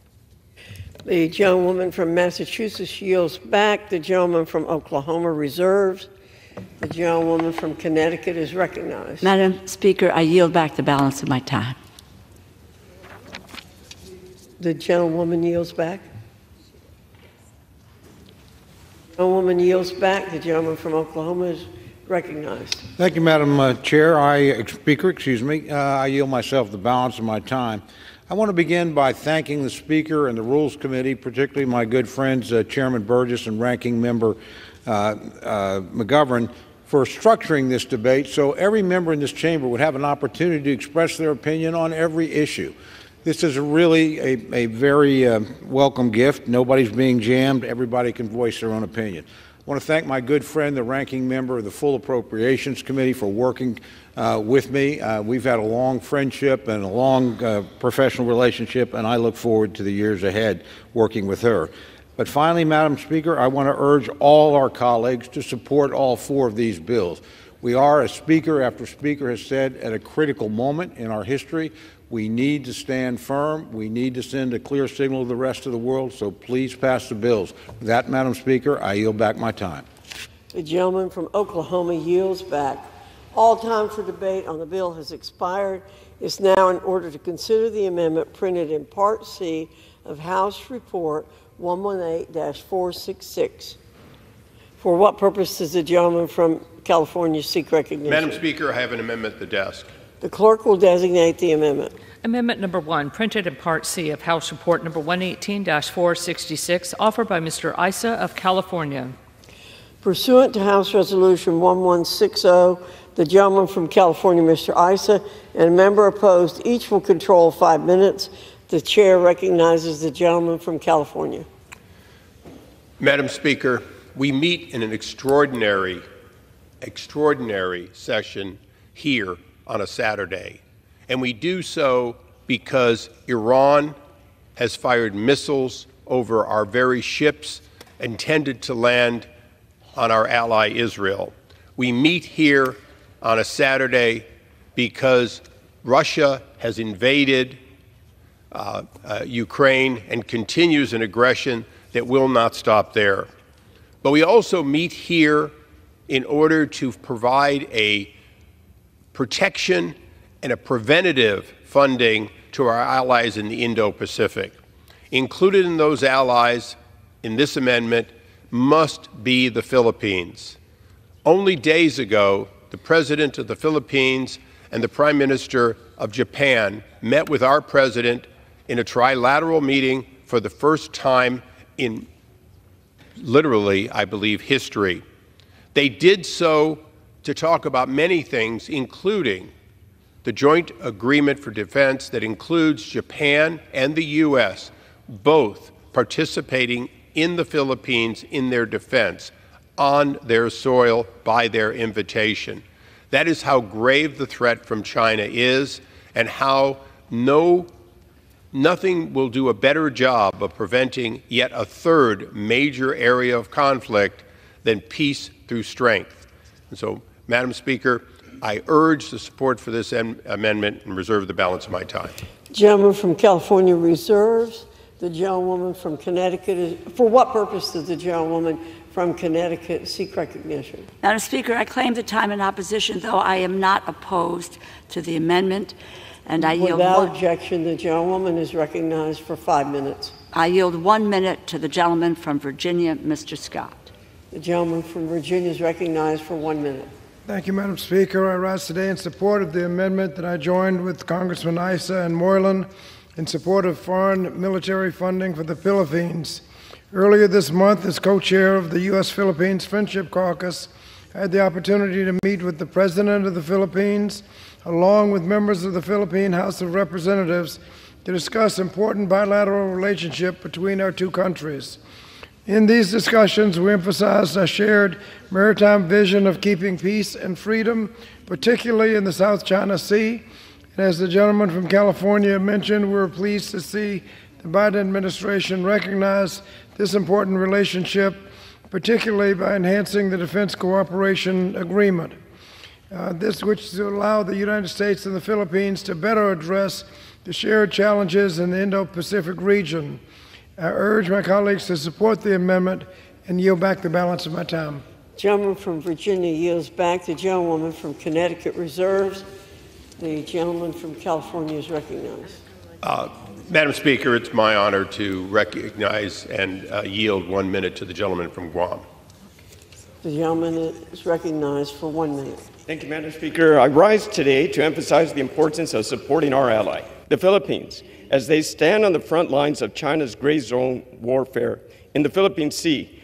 The U.S. needs to further commit to its security cooperation efforts with our friends in the Philippines. Since increasing Philippine foreign military finance in 2022, we have drastically improved in their ability to counter regional threats. Madam Speaker, we can do more. Our Philippine allies are harassed and intimidated daily. This includes high-pressure water cannons against civilian Philippine fishing vessels in their own waters. To show our support, I introduced with Congressman Bobby Scott H.Res. 837, reaffirming the ties between the United States and the Philippines. Funding our allies is simple math.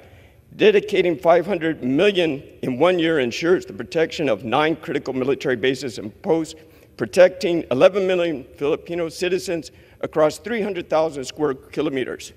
The Philippine Department of National Defense has stored record with military operations planning with U.S. Indo-PACOM leaders, and to meet further fight to force.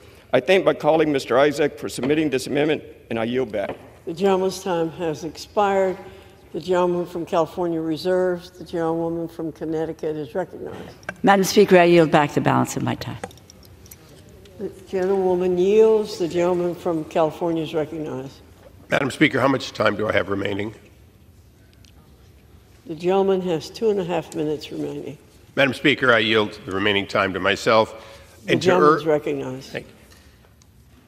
I want to remind this body of something that I think is important today. When I entered this body some 20-plus years ago, another congressman, then Bob Filner, and myself founded the Philippine Friendship Caucus. And we did so because there were many promises made all the way back in World War II that had been reneged on through what was known as the Rescission Act. Through education, the Congress wisely restored to those scouts, those individuals who fought and died next to us or often were tortured when captured, while defending us and warning us from the Philippines when it was occupied. The Philippines has been our possession, our colony, our ally throughout history. But more importantly, the Philippine people have reached out to us time and time again to be our friends. President Marcos came here personally to double down, triple down on that relationship as a friend of the U.S., a democracy, and in fact, ready to defend the region with its partners for freedom in the Indo-Pacific. So, Madam Speaker, I ask you, please, this is an amendment more important perhaps than any other to prevent war, and I yield back the balance of my time. Pursuant to the rule, the previous question is ordered on the bill and on the amendment by the gentleman from California, Mr. Issa. The question is on the amendment by the gentleman from California. Those in favor say aye. Aye. Those opposed, no. The ayes have it. The amendment is agreed to.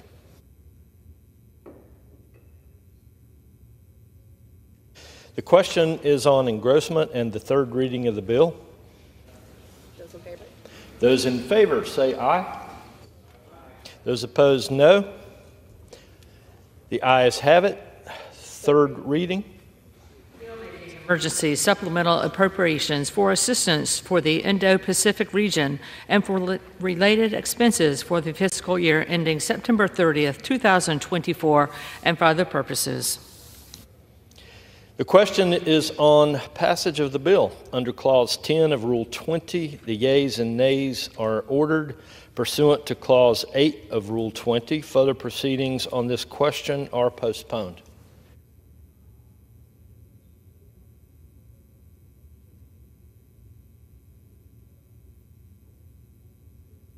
For what purpose does the gentleman from Oklahoma? Mr. Speaker, I would request the yeas and nays.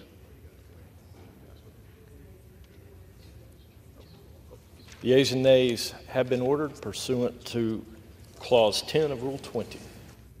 Thank you. Gentlemen have a general leave request.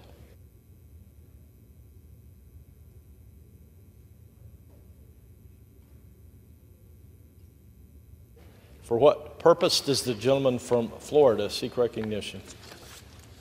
Mr. Speaker, I ask unanimous consent that all members have 5 legislative days to revise and extend their remarks and include extraneous materials on H.R. 8035. Without objection.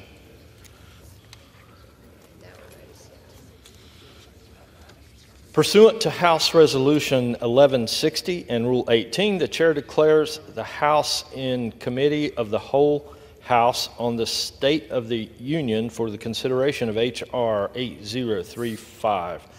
The Chair appoints the gentlewoman from North Carolina, Ms. Fox, to preside over the Committee of the Whole.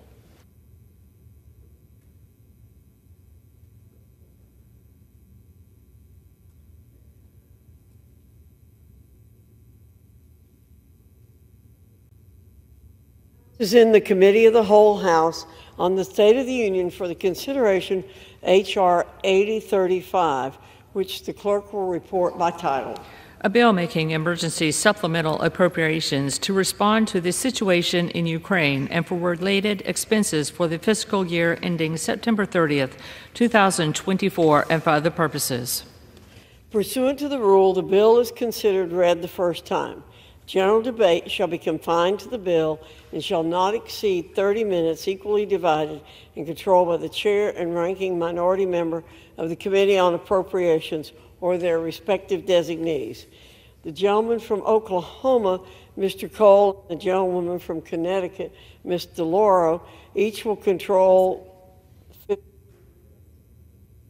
The gentleman from Florida, Mr. Diaz-Balart, and the gentlewoman from Connecticut, Ms. DeLauro, each will control 15 minutes. The chair recognizes the gentleman from Florida, Ms. Diaz-Balart. Thank you very much, Madam Chairwoman. I yield myself as much time as I may consume. The gentleman is recognized. Madam Chairwoman, I rise in support of H.R. 8035, the Ukraine Security Supplemental Appropriations Act, as well as the other 2 national security supplemental bills and the 4th bill that is full of strong conservative policy priorities. As we stand here today, a strategic military troika of evil sits over the horizon, marching towards the destruction of the values that we and our democratic allies hold so dear. We can either turn our heads away and hope to appease this great evil, or we can stand with our allies and confront this nefarious scourge. History has taught us that appeasement does not work.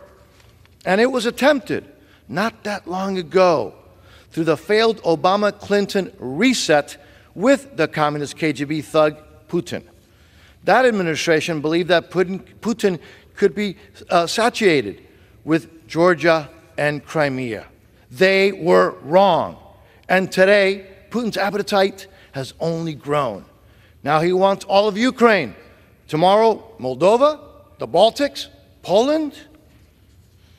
Madam Chair, history repeats itself. I'm reminded that in 1947, Congress provided military and economic support for Greece and Turkey, keeping them out of the hands of the Soviet Union. And today, this Congress has the chance to do the same by supporting these bills that confront the Troika and fully fund our security commitments to support Israel, Taiwan, and Ukraine, which are confronting existential challenges to their very existence. The only way to stand up to Putin and others like him, in the words of Ronald Reagan, is peace through strength. That is what every member voting yes on these bills is standing for today. This bill supports that principle, two-thirds of which will be spent here at home through investments in the U.S. defense industrial base to replenish our military equipment. The supplemental also provides critical security assistance to help ensure that Ukraine has the training and weapons it needs to stop Putin, such as traditional artillery rounds and air defense systems. Please take note of this. This bill requires a clear strategy from the administration that defines and prioritizes U.S. national security interests in Ukraine.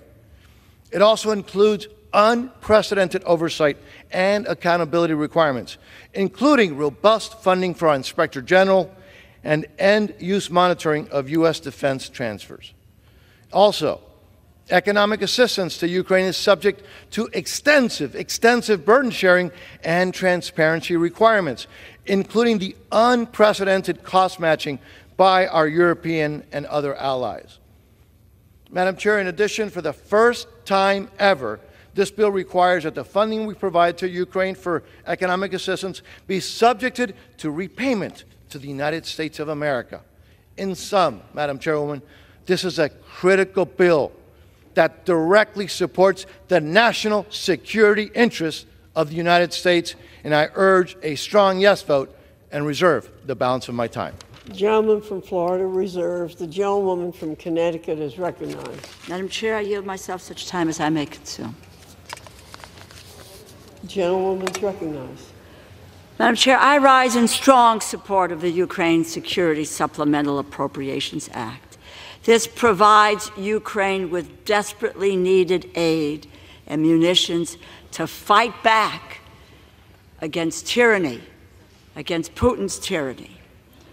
Vladimir Putin's greed, aggression, and unyielding pursuit of power have led to grievous loss of life and humanitarian devastation. The cruelty against innocent civilians at the hands of Putin and his cronies is devastating. And we know very well that Russia's invasion is not only a threat to Ukraine's physical security, but also a threat to the very core of Ukrainian and global democracy. Putin is betting that he cannot last the will and the determination of Ukraine, the United States, and other Western allies. Some in this body seem inclined to prove him right. We must prove him definitively wrong. It is completely misguided. It's an affront to our nation's history and our heritage to suggest that we would be putting America first by retreating from the world stage.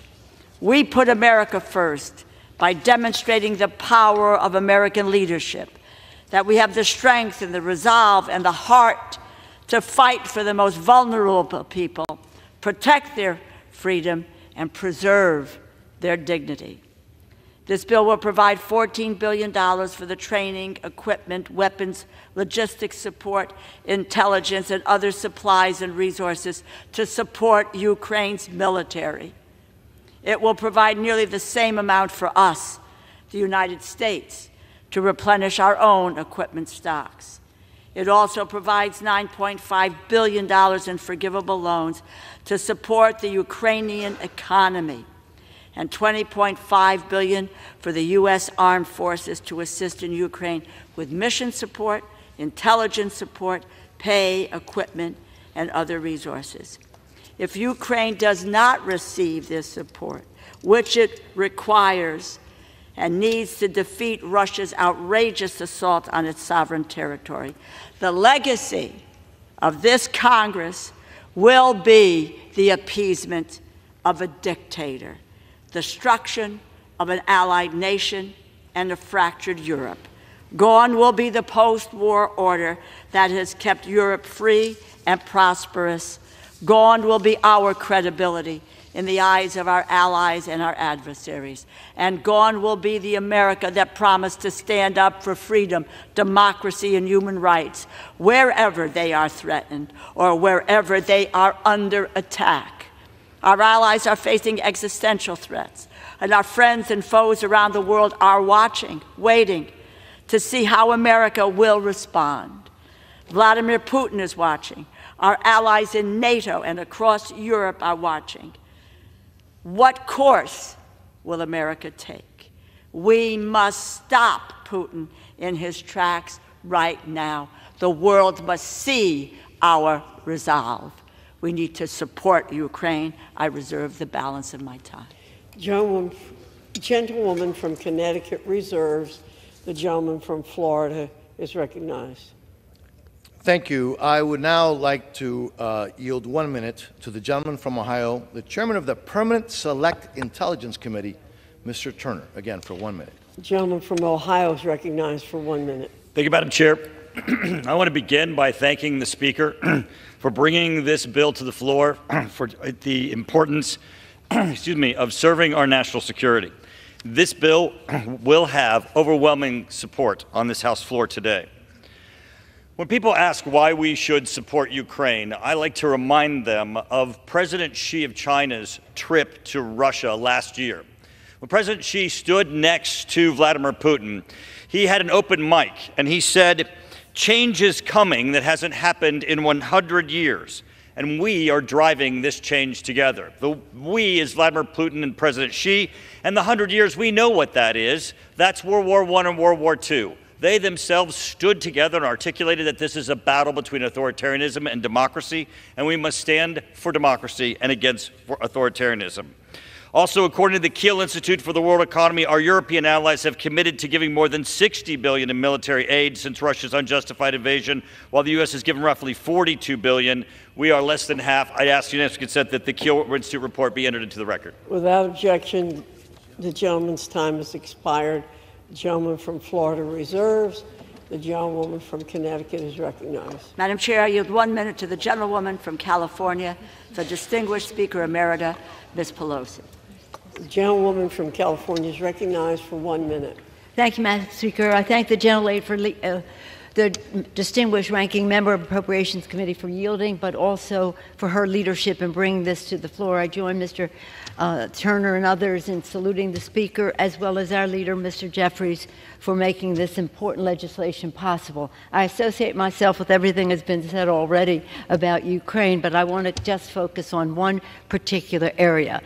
2 years ago, and almost 2 weeks ago, I led the first high-level delegation to Kyiv, and we saw firsthand the courage of the people, the danger of the Russians. But let me just tell you what is heartbreaking about it.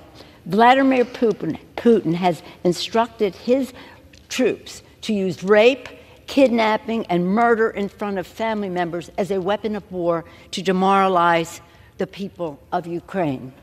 I hope that our colleagues will choose democracy and decency rather than autocracy and evil, because I fear that if you choose the Putin route, you will have blood on your hands. blood of the children, blood of their mothers, raped in front of their parents, raped in front of their children. I urge an aye vote on this and all the other bills before us today. Thank you, Madam Speaker. The gentlewoman's time has expired. The gentlewoman from Connecticut reserves. The gentleman from Florida is recognized. Madam Chairwoman, thank you. I yield the gentleman from North Carolina, who is a member of the Appropriations Committee, Mr. Edwards. I yield for 1 minute.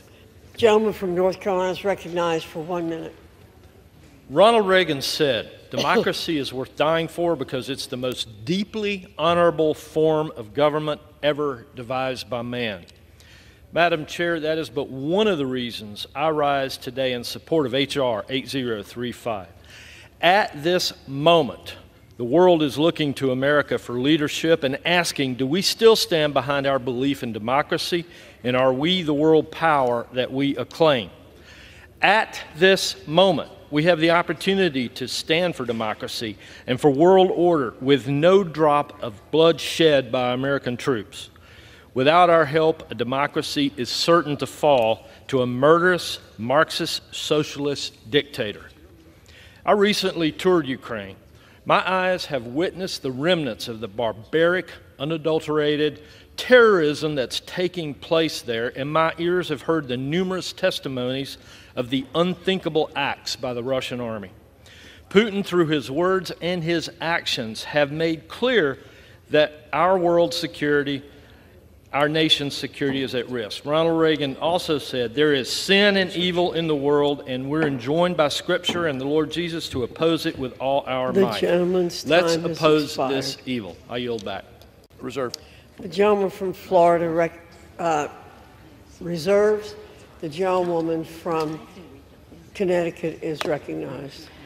Madam Chair, I yield 1 minute to the gentleman from New York, the distinguished Democratic leader, Mr. Jeffries. The gentleman from New York is recognized for 1 minute. Thank you, Madam Speaker. I also thank the distinguished gentlelady from the great state of Connecticut for yielding and for her extraordinary leadership throughout this process. I want to thank Speaker Emerita Pelosi, all of the members of the House Democratic Caucus for steadfastly standing behind America's national security priorities to get us to this point. Madam Speaker, I rise today in strong support of the legislative package that is before the Congress. For months, the national security priorities of the American people has been obstructed by pro-Putin extremists determined to let Russia win. A bipartisan coalition of Democrats and Republicans has risen up to work together and ensure that we are getting the national security legislation important to the American people over the finish line. House Democrats have risen to the occasion. President Joe Biden has risen to the occasion. Traditional conservatives, led by Speaker Mike Johnson, have risen to the occasion. We have a responsibility, not as Democrats or Republicans, but as Americans, to do what is necessary to defend democracy wherever it is at risk and the best interests of the free world. That is what this legislation represents. We have a responsibility to push back against tyranny. We have a responsibility to push back against totalitarianism. We have a responsibility to push back against terror. And we have a responsibility to stand with our democratic allies throughout the world. Israel is a democratic ally. Ukraine is a democratic ally. South Korea is a democratic ally. Taiwan is a democratic ally. Japan is a democratic ally. We have a responsibility to stand with our democratic allies throughout the world. We also have a responsibility to push back against our adversaries. Russia is not our friend. The Chinese Communist Party is not our friend. Iran is not our friend. We have a special relationship that exists between the United States and Israel. It's a relationship that is anchored in shared values and shared interests. Our commitment to Israel's security is ironclad. Israel has a right to exist as a Jewish and democratic state and safe haven for the Jewish people who have faced centuries of persecution throughout the years. The events of October 7th make clear that Hamas must be decisively defeated for the good of Israel, for the good of the Palestinian people, for the good of peace in the Middle East, for the good of the free world. Hamas must be decisively defeated. At the same time, there are other urgent priorities. We must do everything possible to make sure that we are freeing the hostages so they can safely return to their families, and do everything possible to surge humanitarian assistance into Gaza so we can help out Palestinian civilians who are in harm's way through no fault of their own. We must surge in food, surge in medicine, surge in humanitarian assistance. That is what this package will help accomplish, with more than $9 billion in humanitarian assistance. The events of October 7th and the suffering of Palestinian civilians in the theater of war are heartbreaking. Any person of goodwill should come to the conclusion that we have to find a way to achieve a just and lasting peace between Israel and the Palestinian people. And the only way for that to happen is for us to truly commit to a two-state solution when the moment presents itself, with a safe and secure Israel living side by side in peace and prosperity, with a demilitarized Palestinian state that provides dignity and self-determination for the Palestinian people. Let us recommit to accomplishing that objective. The humanitarian assistance in this legislative package will also allow the United States to be there to support people who are suffering all across the world, including millions in Haiti and millions in the Sudan, dealing with famine and starvation in a war-torn environment. This legislation, of course, will allow us to stand with our allies in the Indo-Pacific in the face of continued aggression from the Chinese Communist Party, to make sure that freedom and democracy and these values all across the world will continue to be triumphant. This legislation will allow us to support the bravery and the courage of the Ukrainian people, who, against all odds, continue to stand for what we as Americans believe in. In February of 2022, we were told that Ukraine would likely fall in a week, and that Russian troops would be in Kyiv in a week. But the bravery, the courage, the resilience of the Ukrainian people in the face of the most powerful military in Europe has proven to be consequential in partnership with American support and that of our NATO allies.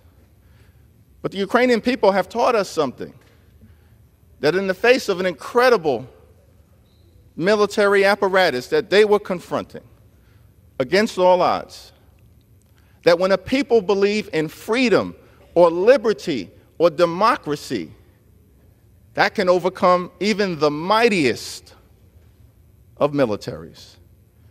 And so we've seen them, despite the prediction that they would fall in a week, inflict more than 300,000 casualties on the Russian military, significant portions of the Russian Navy wiped out in the Black Sea, More than half the territory that had initially been seized by the Russian military, recaptured by Ukraine against all odds.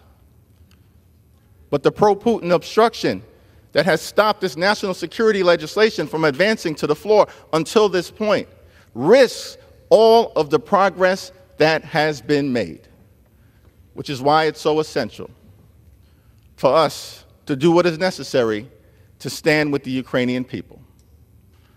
Let me close with this observation that this is a moment to choose. This is a moment to choose. We can choose democracy or autocracy. We can choose freedom or tyranny. We can choose truth or propaganda. We can choose Ukraine or Russia. We can choose Zelensky or Putin. We can choose a democratic ally or a sworn enemy. This is a time to choose. The American people have always stood on the side of democracy and freedom and truth, which is why we must stand on the side of the Ukrainian people. We will stand with the Ukrainian people today. We will stand with the Ukrainian people tomorrow. We will stand with the Ukrainian people until victory is won.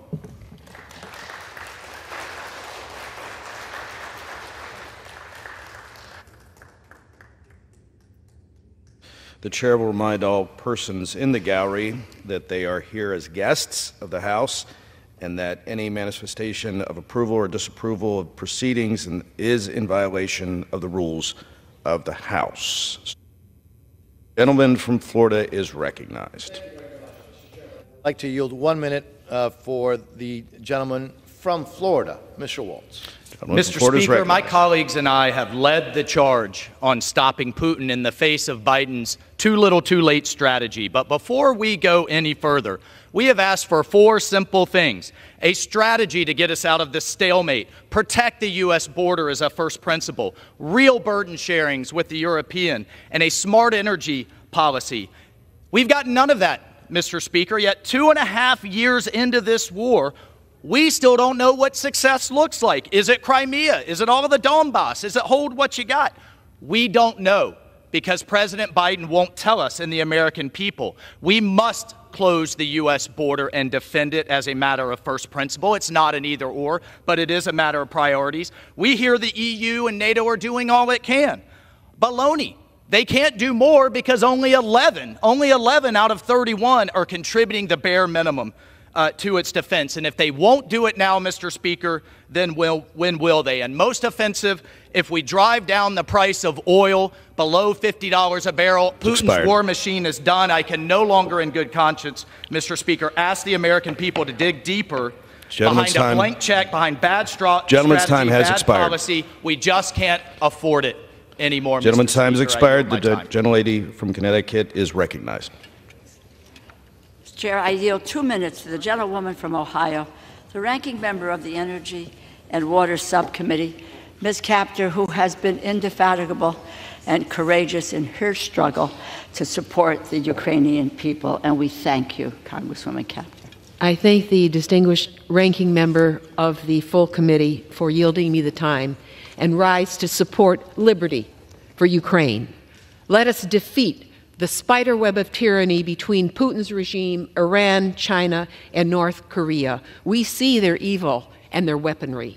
Ukraine does not ask us to fight for her, only to arm her valiant soldiers to push Russia back inside its own borders. Ukraine's soldiers have recaptured half its stolen territory, armed them to finish the job. For those who may naively think America can sit on the sidelines and seek isolation, please know this old adage: if you take no interest in foreign affairs will find you. Recall Pearl Harbor, December 7th, 1941. 83 years ago, the United States, caught in a stupor of isolationism, closed its eyes as the rest of the world fell into deep conflict. There is no killing field on earth like Ukraine. Millions upon millions upon millions of innocent people have died at the hands of deadly dictators, Lenin, Stalin, and now Putin. If Putin is permitted to conquer Ukraine, he will not stop there. He's promised that.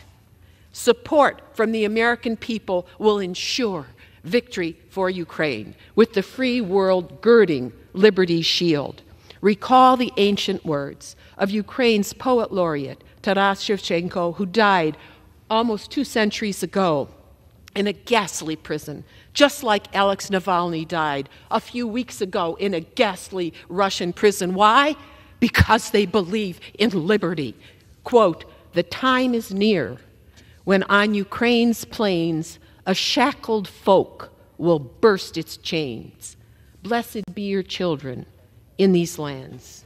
By touch of your toil-hardened hands, then shall our day of hope arrive.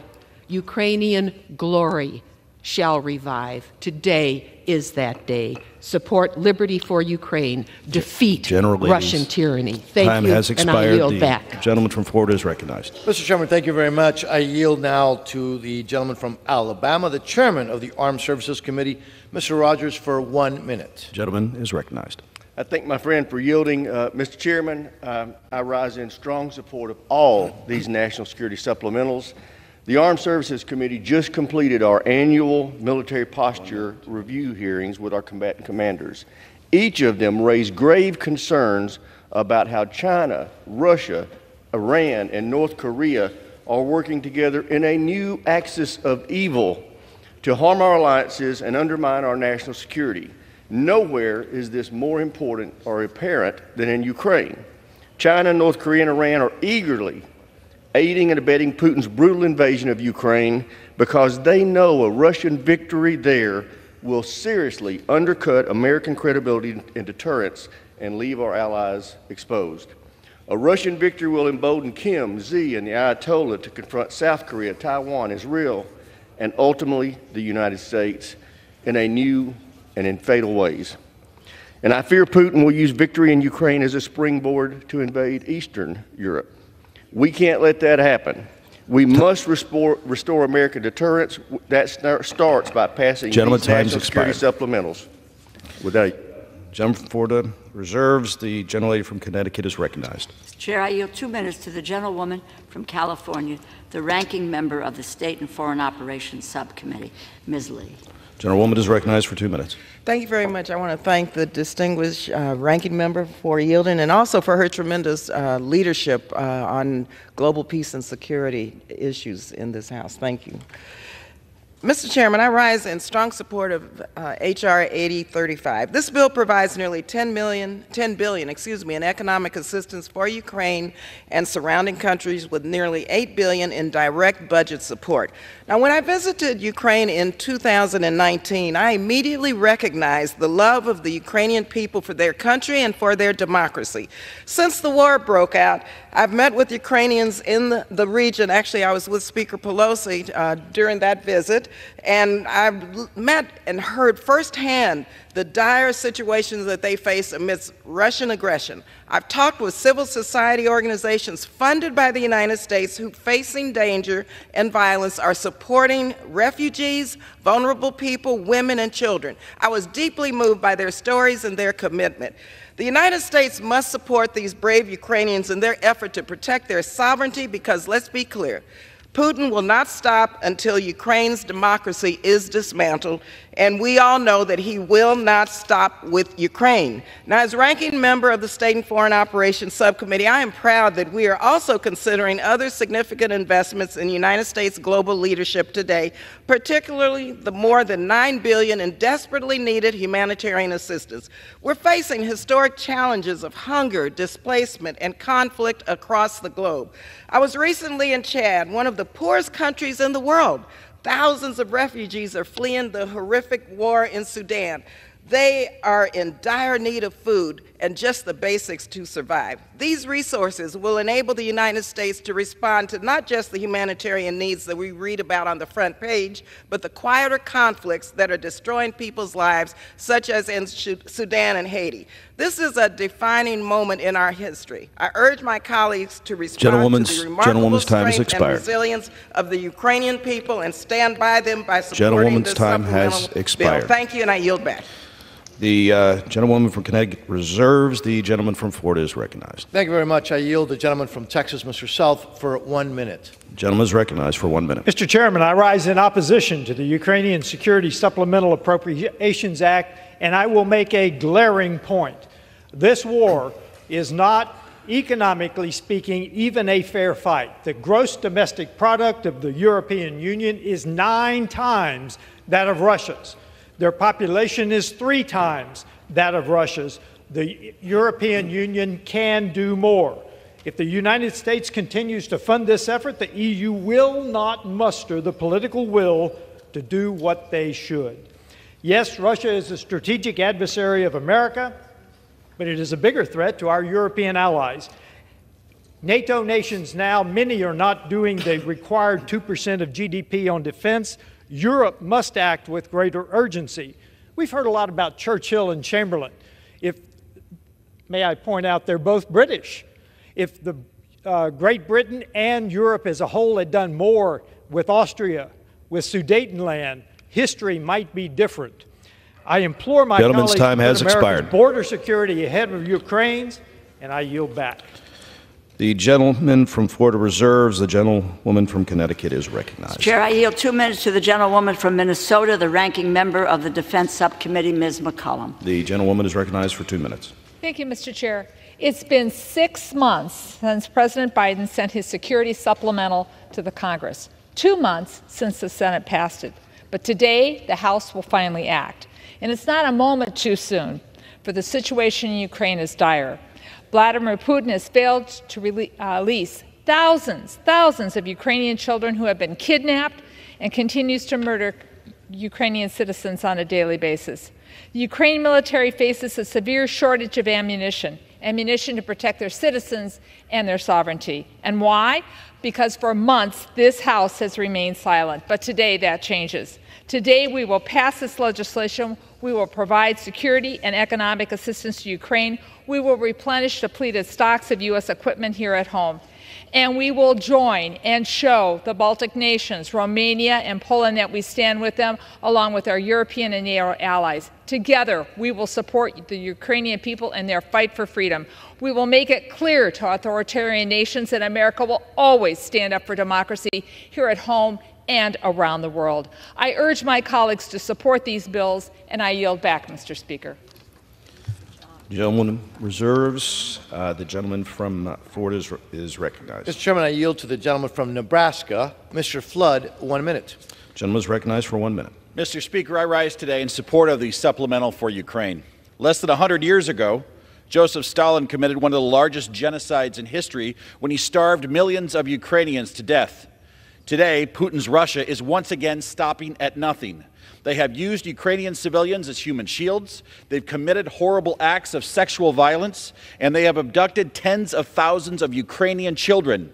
The history of atrocities committed by tyrants against Ukraine is a stark reminder of the moral duty we have as Americans to stand with our friends and allies against tyranny and opposition.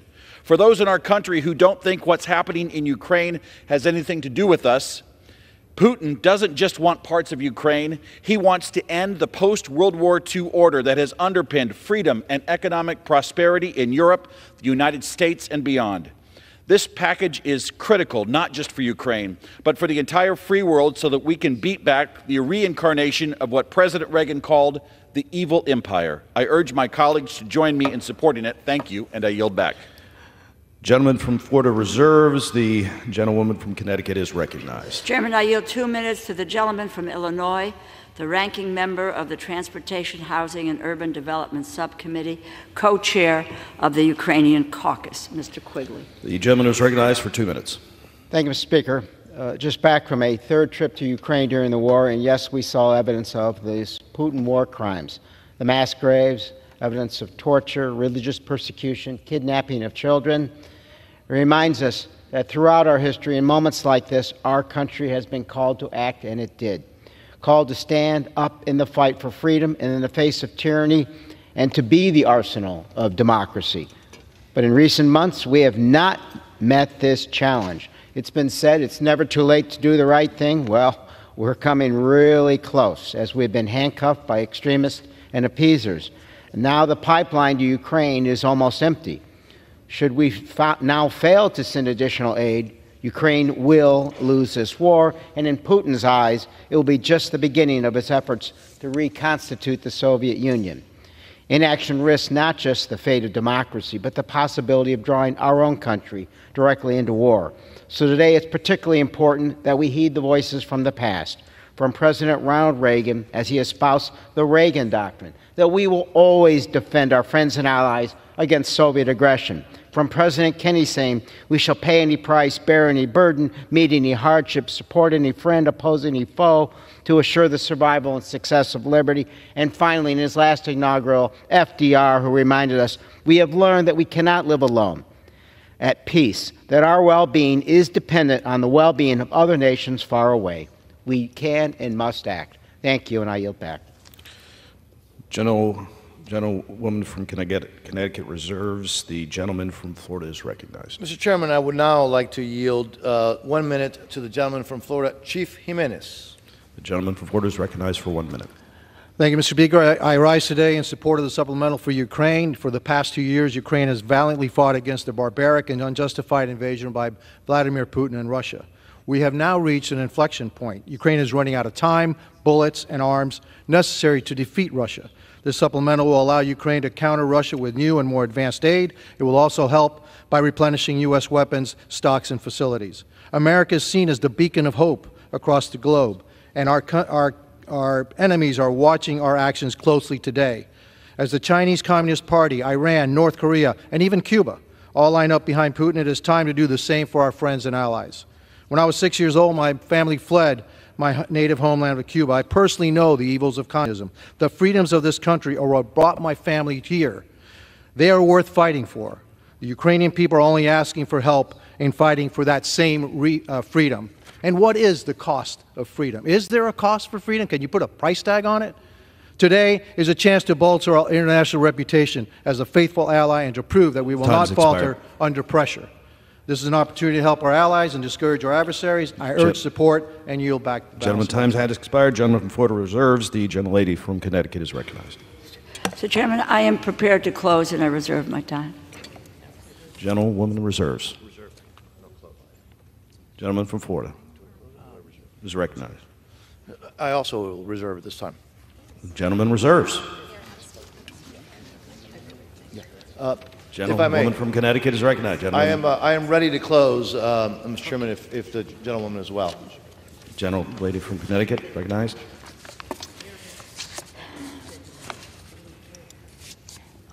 Mr. Chairman, this needs to be a proud moment for all of us. This country, this great United States of America, has always led, has always taken the high ground and the moral responsibility to do the right thing. To support a nation which has only asked us to help them maintain their sovereignty, maintain democracy, and let them ally with us in the United States. The Speaker of this House has come out in support of aid to Ukraine. He said, and I quote, "History judges us for what we do."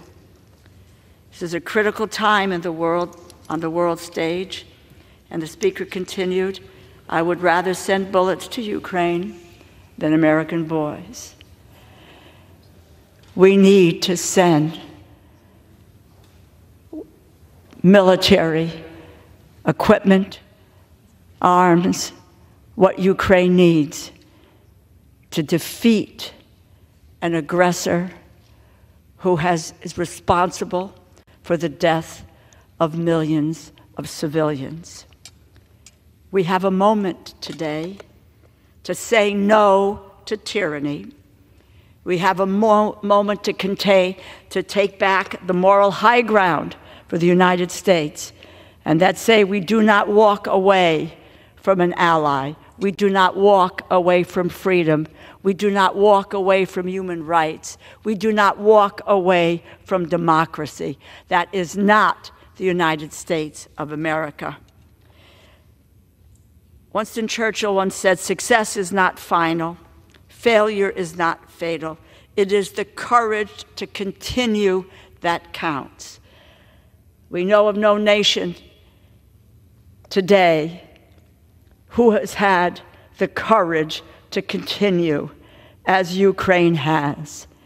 And the United States needs to have the courage to stand up and to help them continue when it counts and defeat a tyrant and autocrat whose relish for power knows no bounds. It is our moral responsibility.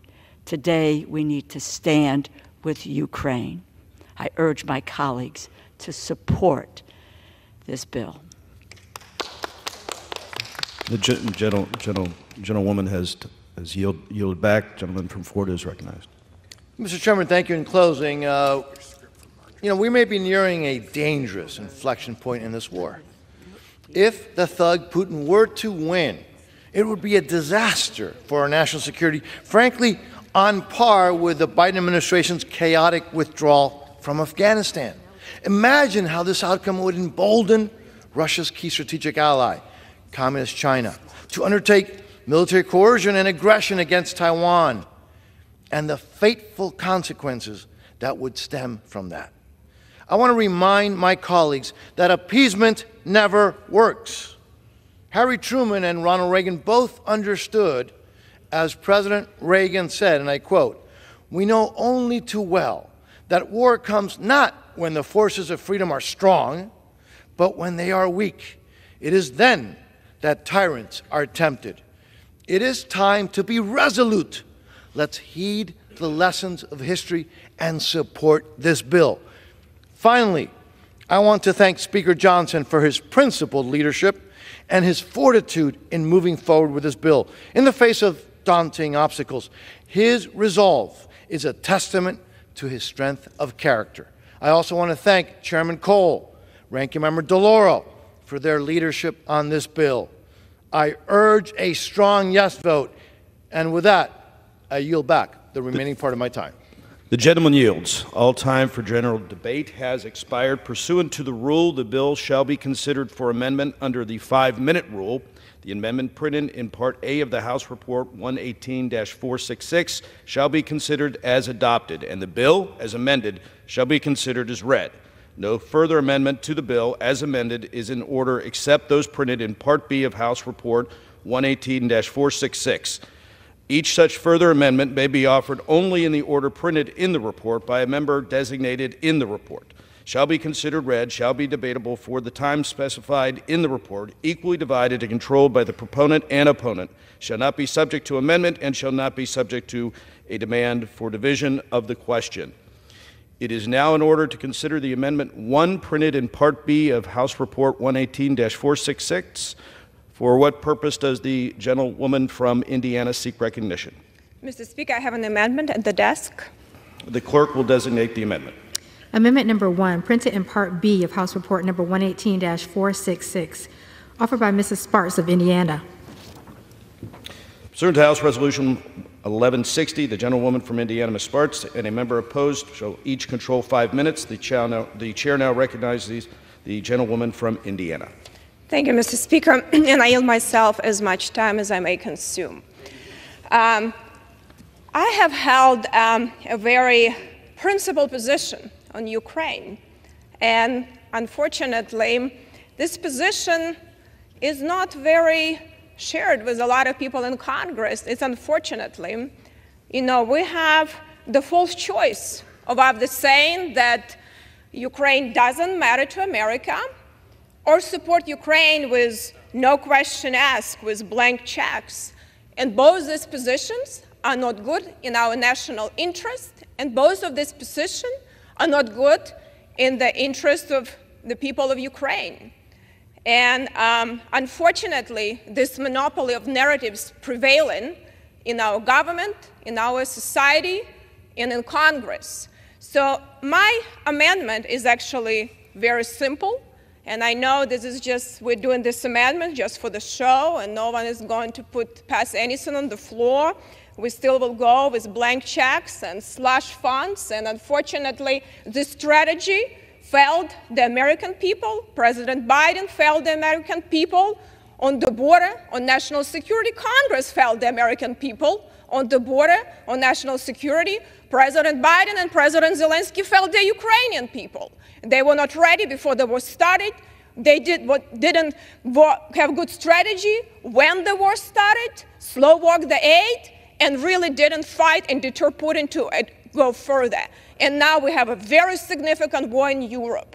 And I said, you know, unfortunately, this supplemental doesn't just have a lethal aid. It's had other parts, and they will go further, and unfortunately, no one is going to be taking our amendments. So because we have presentations and circuses, but decisions already made.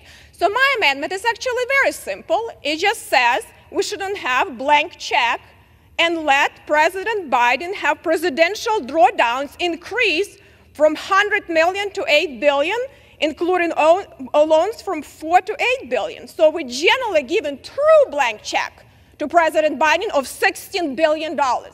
Congress forgot, you know, that we should do our jobs. We shouldn't create these loopholes for presidents, doesn't matter who the president is, to be able to do what they want to do. This is our job to oversee these funds. So very simple amendment. This emergency that we created now go to the point where giving billions of dollars Congress and not doing its job. We have the power of the purse for a reason.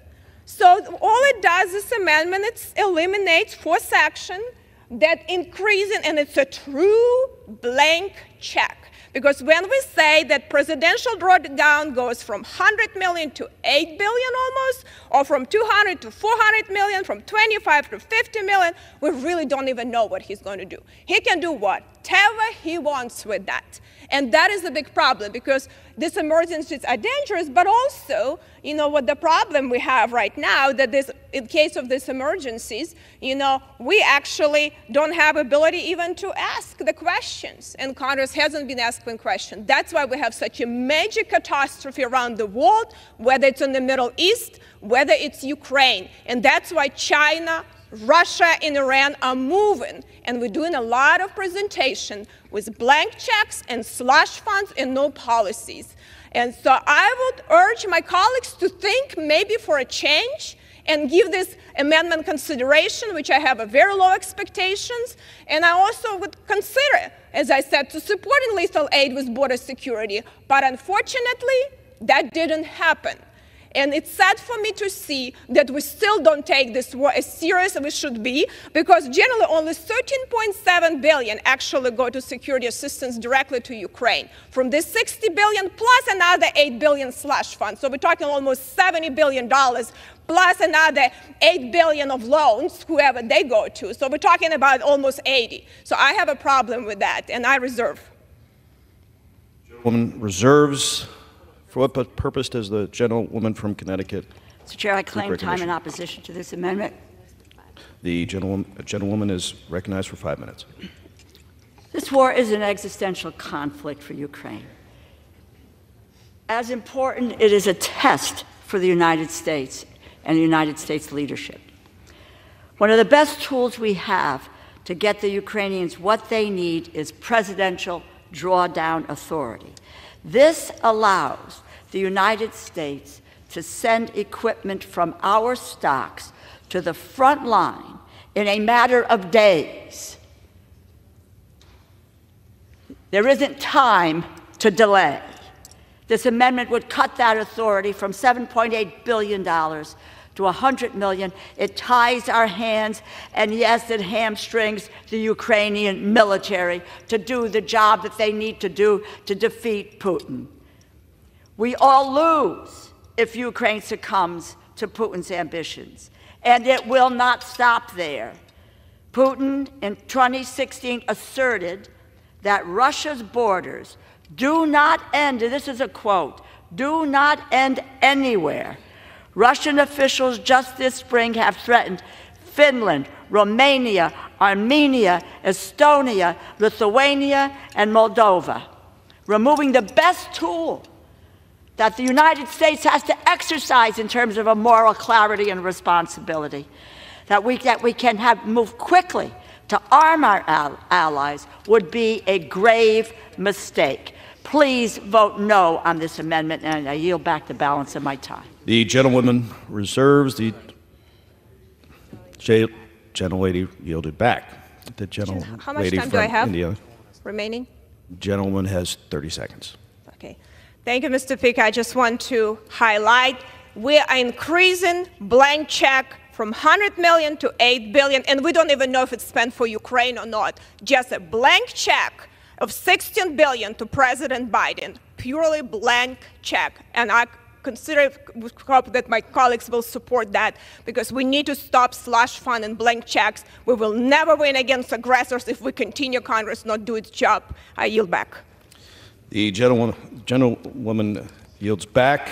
The question is on the amendment offered by the gentlewoman from Indiana. Those in favor say aye. Those opposed say no. In the opinion of the chair, the noes have it. The amendment is not agreed to. I request a recorded vote. What purpose does the gentlelady from Indiana seek recognition? I request yeas and nays. Do you request a recorded vote? Recorded vote. Okay, so pursuant to Clause 6 of Rule 18, further proceedings on the amendment offered by the gentlewoman from Indiana will be postponed. It is now in order to consider Amendment Number 2, printed in Part B of House Report 118-466. For what purpose does the gentlewoman from Georgia seek recognition? Mr. Speaker, I have an amendment at the desk. The clerk will designate the amendment. Amendment number 2, printed in Part B of House Report number 118-466, offered by Ms. Green of Georgia. Pursuant to House Resolution 1160, the gentlewoman from Georgia, Ms. Green, and a member opposed, each will control 5 minutes. The chair now recognizes the gentlewoman from Georgia. Thank you, Mr. Speaker. My amendment today would drive the amendment, the bill for Ukraine, take each dollar amount in this act is hereby reduced to zero. You see, the United States taxpayer has already sent $113 billion to Ukraine, and a lot of that money is unaccounted for. This is a continuance of a sick business model that the American government continues. The federal government continues to fund the military-industrial complex, and this is a business model that requires Congress to continue to vote for money, to continue to fund foreign wars, and this is a business model the American people do not support. They don't support a business model built on blood and murder and war in foreign countries, while this very government does nothing to secure our border. The American people are over $34 trillion in debt, and the debt is rising by over $40 billion every single night while we all sleep. But yet nothing is done to secure our border or reduce our debt. Inflation has driven out of control. Americans are suffering every single day. They can hardly afford their grocery bills. They can hardly afford gas in their car. They can hardly afford rent. And now mortgage payments are well over $3,000, where they were only just over $1,700 3 years ago.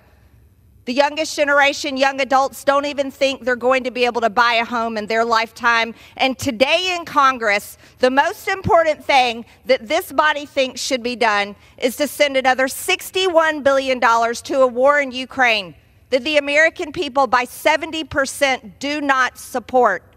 Mind you, this comes on the very heels of Monday being April 15th, tax day, where every single American had to scrounge up their money and send their dollars in to the IRS. Or some of them had to file extensions because they weren't ready and didn't have the money to pay their taxes.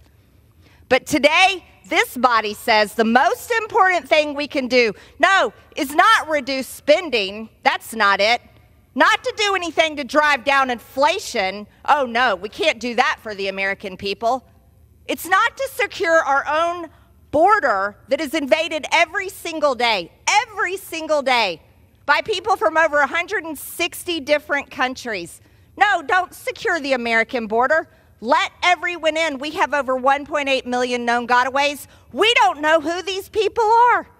And yet you have members of this body talking big and tough about, oh, we have to defeat Russia. Oh, we have to protect Ukraine.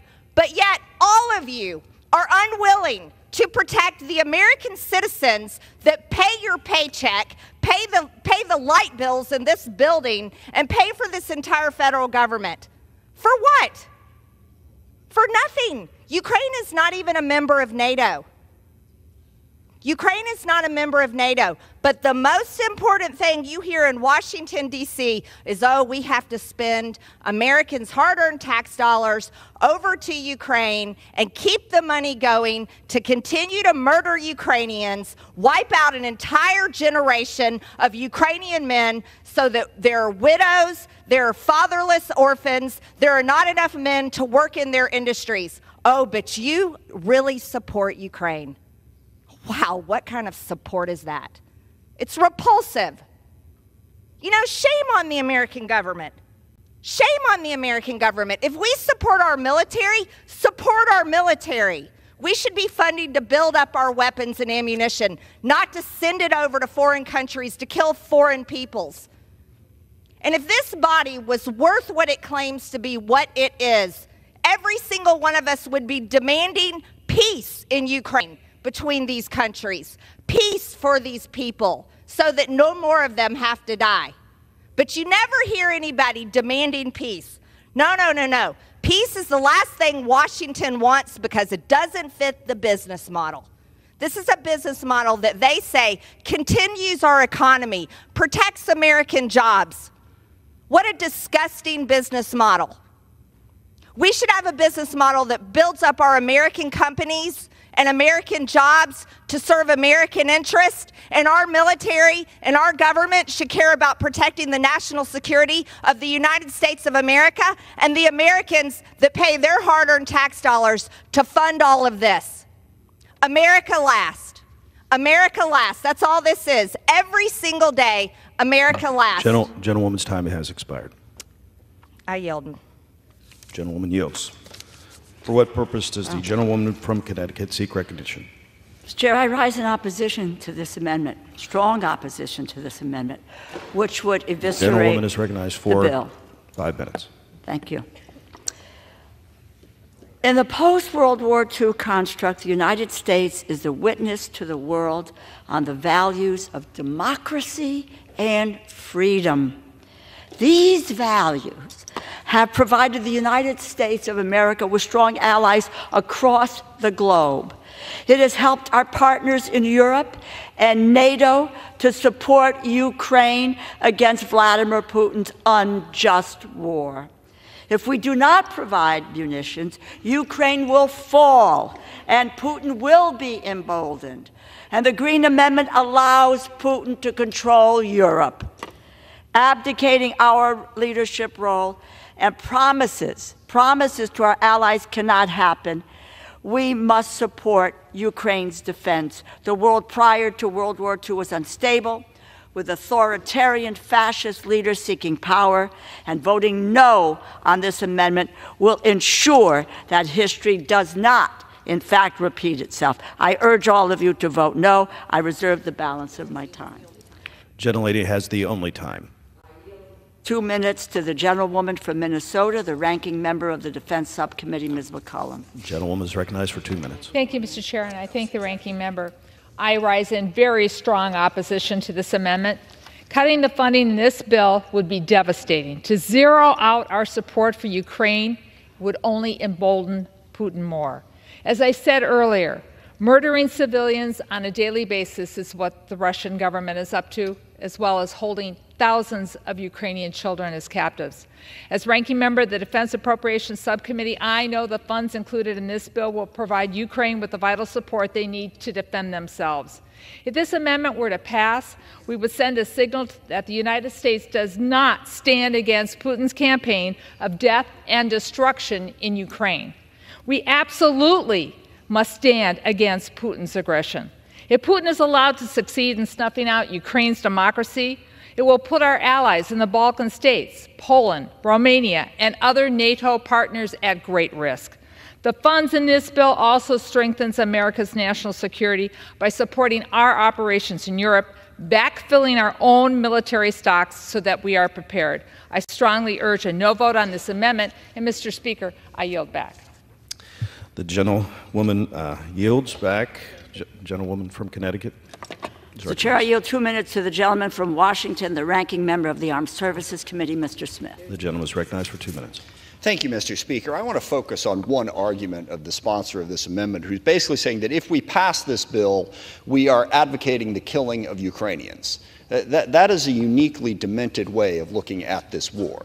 Putin invades. Putin, as we speak, is bombing and killing Ukrainian civilians. And the only thing that is reducing the number that he can kill is the Ukrainians' ability to fight back. So to look at this from a pure Russian propaganda standpoint, they invade, they bomb, they kill, and it's our fault for helping the Ukrainians defend themselves. That is the argument here against supporting Ukraine, and it literally makes no sense. If you want peace, give the Ukrainians the strength to stop Putin. He is the one that will not come to the bargaining table right now because he thinks he's winning. He thinks he can go all the way to Kyiv. He thinks he can take the whole country. If we give the Ukrainians the ability to stop him, that forces him to the table. It makes no sense to say that giving the Ukrainians the ability to defend themselves is what's killing them, when it is very clearly the Russians that are killing them. And I would also note that no president has added more to the deficit in one 4-year, or the debt, sorry, in one 4-year term than President Trump. And I didn't hear a single Republican complaining about the debt or the deficit during that period of time. The Ukrainians need our help to bring peace, to stop Putin, to stop what he is trying to do. Also, to Ms. McCollum's point, this also helps our industrial base. We face a dangerous world between Russia, Iran, China, North Korea, all of whom are working together, by the way. If we don't help Ukraine stop Russia, that helps Iran, that helps China, that helps North Korea.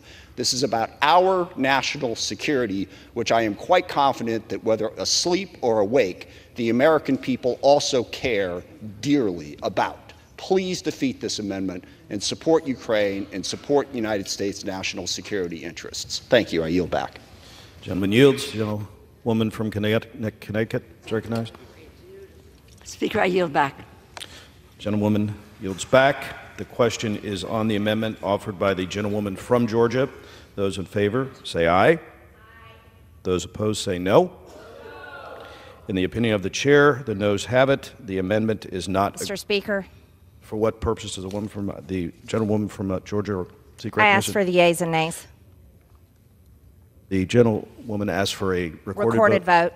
Pursuant to Clause 6 of Rule 18, further proceedings on the amendment offered by the gentlewoman from Georgia will be postponed. The chair understands that Amendment 3 will not be offered. It is now in order to consider Amendment Number 4, printed in Part B of House Report 118-466. For what purpose does the gentlewoman from Florida seek recognition? Thank you, Mr. Speaker. I have an amendment at the desk. The clerk will designate the amendment. Amendment number 4, printed in Part B of House Report number 118-466, offered by Mrs. Kamick of Florida. Pursuant to House Resolution 1160, the gentlewoman from Florida, Ms. Kamick, and a member opposed, each will control 5 minutes. The chair now recognizes the gentlewoman from Florida. Thank you, Mr. Speaker. I yield myself as much time as I may consume. The gentlewoman is recognized. Thank you, Mr. Speaker. I rise in support of my amendment to H.R. 8035, which would eliminate all non-military funding in this Ukrainian aid package. Breaking this down a bit, that would mean cutting nearly $10.5 billion, with a B, from this whopping $60 billion Ukrainian bill. To date, American taxpayers have already given $113 billion to Ukraine since Russia's invasion. This new spending, $60 billion, is designated as emergency spending, meaning it goes straight to our national debt, a national debt that grows every single second to the tune of $8 billion every single day. Since Russia has invaded Ukraine in February of 2022, there has been robust debate in Congress, in this chamber, about the United States' role in the war. Now, while we here in this chamber disagree on the role that we should play, there is one thing that I hope that we can agree on. We, as the United States representatives, should not, and I repeat, should not, forsake our own national security in favor of another nation. We should not secure the borders of nations abroad while simultaneously ignoring the very real and very dangerous border crisis in our own country. While we should debate the merits of providing funds for weapons and equipment to defeat Russia in this conflict, funds that fall outside of immediate, narrow, and lethal aid should not warrant the same urgency or consideration. All told, sections of this bill that are not lethal aid come right to about $10.5 billion, with the bulk of it going to support the Ukrainian economy. Not the American economy, the Ukrainian economy. And anyone who is living under Biden's economic plan right now knows that it sucks. We need to be clear. This is emergency spending, again, going straight to our national debt, full stop. And again, we are borrowing $8 billion a day. Over the past 20 years, Congress has designated $12 trillion in emergency spending.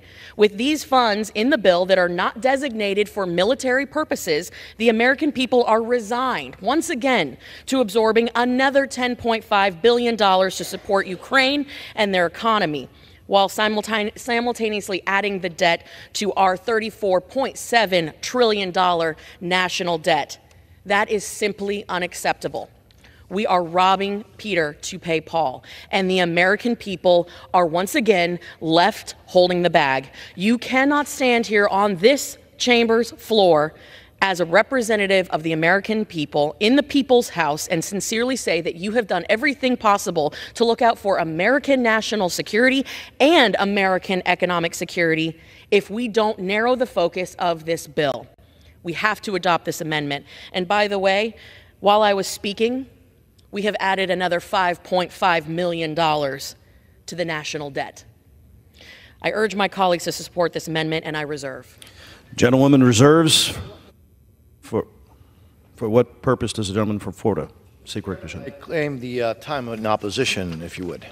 The gentleman is recognized for 5 minutes. Mr. Chairman, I rise in opposition to this amendment from one of the people that I most admire, and again, a dear friend and a colleague from Florida. This is clearly a well-intended amendment. And frankly, when I was listening to her presentation, there are so many things that I agreed with what she said. But it would strike all funding in the bill except for the foreign military financing. And so, as I mentioned, there's so many things that I agree with what she said. I agree, for example, that over time the United States we must focus its effort on really intelligence and essential military support. I totally agree with that. She also talked about how we need to narrow the scope. I would argue that, unfortunately, the amendment needs to be narrowed a bit, should have been narrowed a bit. Because it would be really, really counterproductive the way it's written at this time. And let me respectfully explain why.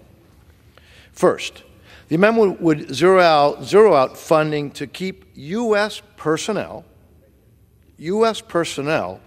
in our embassy in Ukraine safe. I don't think that's something that we should be doing right now.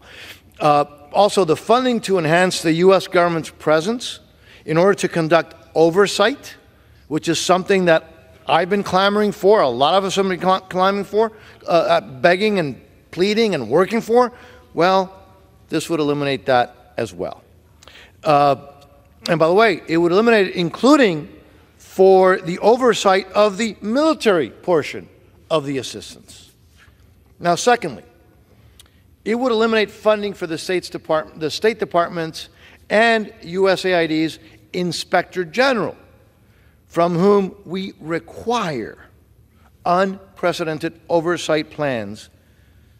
But then, obviously, we need to give them the resources for this critical work, because we have to have oversight. And that's something that I know that, at least on my side of the aisle, we all agree on, regardless of what you believe our role should be in Ukraine. And again, unfortunately, as I mentioned, this would eliminate that. the funding for that. Third, it would also eliminate funding for investigations of Russian war crimes in Ukraine, and as well as assistance to help secure Ukrainian nuclear facilities. And we've seen those in the news under threat by the Russians. And also the funds for potential clearance of Russian mines. And finally, it would eliminate economic support for Ukraine. And that is something that the sponsor of this amendment is really focused on. But I would argue even there, that is essential at this moment, right now. Look, it's pretty clear that Putin has been targeting farmlands and infrastructure, energy infrastructure, road infrastructure, and Ukraine's industrial base. And by the way, he's doing that for a reason. You see, crippling Ukraine's economy, and Putin knows this, has a direct impact on Ukraine's ability to stop Putin. So now, as chairman of the State of Foreign Operations Subcommittee, I can assure you that not only do I understand the sponsor of this amendment's frustration, I get it, I share it. But that's why, again, we need to have the language that's currently in the bill. I understand her concern and her frustration because of the lack of transparency and strategy on the funding that has already been provided. So that's why this is very clear. That's why this legislation includes many of the critical oversight and burden-sharing priorities that I'm very proud originated in the FY24 State Foreign Operations Bill. These include unprecedented cost matching requirements so that other donors step up. They must step up. The bill imposes layers and layers and layers of conditions on the funding, including for in-person monitoring, for example. This bill requires, I know, novel concept, a strategy that must be developed and submitted so that Congress can evaluate the execution of aid and its alignment with U.S. national security interests. Another significant change, by the way, from the Senate supplemental is a requirement in this bill that the economic support to Ukraine be repaid, transforming assistance from a grant to a loan. I am so grateful to the sponsor of this amendment for her work. I appreciate the intent of this amendment, but we cannot afford to shortchange our oversight funding, our diplomatic security funding, and other strategic priorities. So for those reasons, with, again, the great admiration and respect for the sponsor of this amendment, I must urge a no vote on this amendment, and I reserve the balance of my time. Gentleman's time has expired. The gentlewoman from Florida is recognized. Thank you, Mr. Speaker. And let me just begin by saying the feeling is mutual. I have tremendous respect and admiration for my colleague from the Sunshine State. And I hear loud and clear the critical elements of this bill that have been deemed necessary. Heck, I deem them necessary. The American people and the representatives in this chamber, we demand fully accountability and transparency. However, there are multiple poison pills within this text that the American people, and certainly not my constituents back home, support. For example, $300 million for international narcotics control and law enforcement.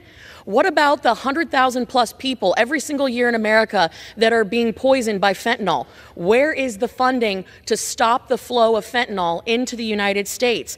What about the $25 million for transition initiatives?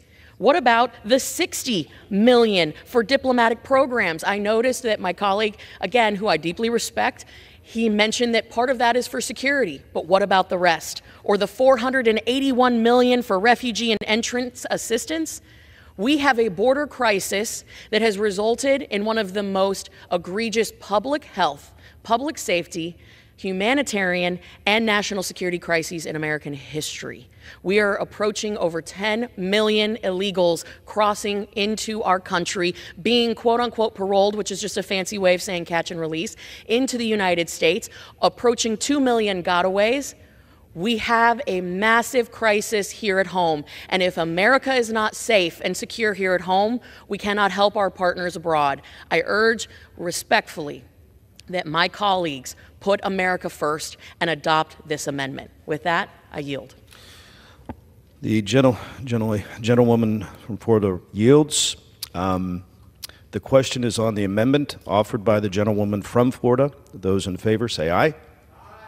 Those opposed say no. In the opinion of the chairs, that the noes have it, the amendment is not agreed to. Speaker, I request a recorded vote. A recorded vote is requested pursuant to Clause 6 of Rule 18. Further proceedings on the amendment offered by the gentlewoman from Florida will be postponed.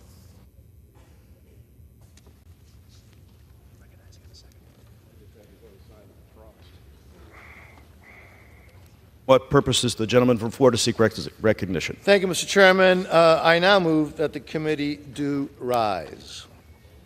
The question is on the motion that the committee rise. All those in favor say aye. Aye. All those opposed say no. Very emotional. The ayes have it. The motion is adopted according to the committee rises.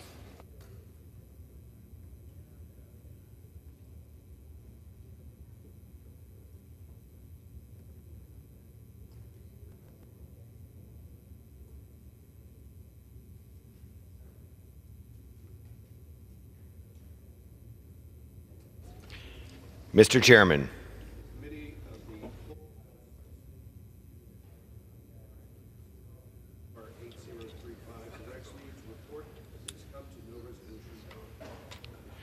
The chair of the Committee of the Whole House on the State of the Union reports that the committee has under consideration H.R. 8035 and has come to no resolution thereon.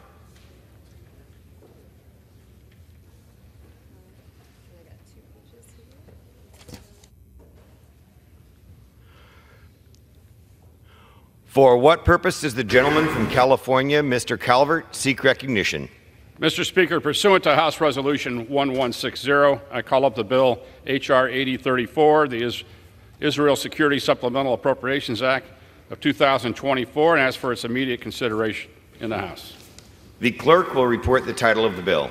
H.R. 8034, a bill making emergency supplemental appropriations to respond to the situation in Israel and for related expenses for the fiscal year ending September 30th, 2024, and for other purposes. Pursuant to House Resolution 1160, the bill is considered read. The bill shall be debatable for 30 minutes, equally divided and controlled by the chair and ranking minority member of the committee on the appropriations of their respective designees.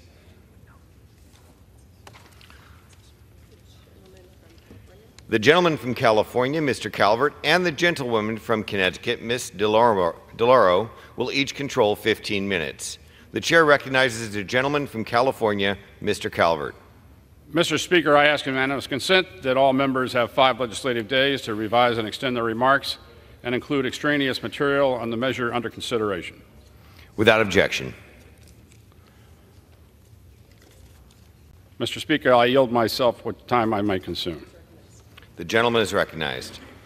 Mr. Speaker, I rise today to offer House Resolution 8034, the Israel Security Supplemental Appropriations Act of 2024. This bill provides $26.38 billion to fortify America's support of our Israeli allies and defend our troops in the region. It is part of a larger package of 3 security supplemental appropriation acts before us: Israel, Ukraine, and Indo-Pacific. All 3 are essential to deter our adversaries. There are moments where actions is optional, a convenience but not a necessity, a choice. This is not one of those moments. The world is in chaos. Americans have been killed, and our allies and partners are dying in the front lines every day.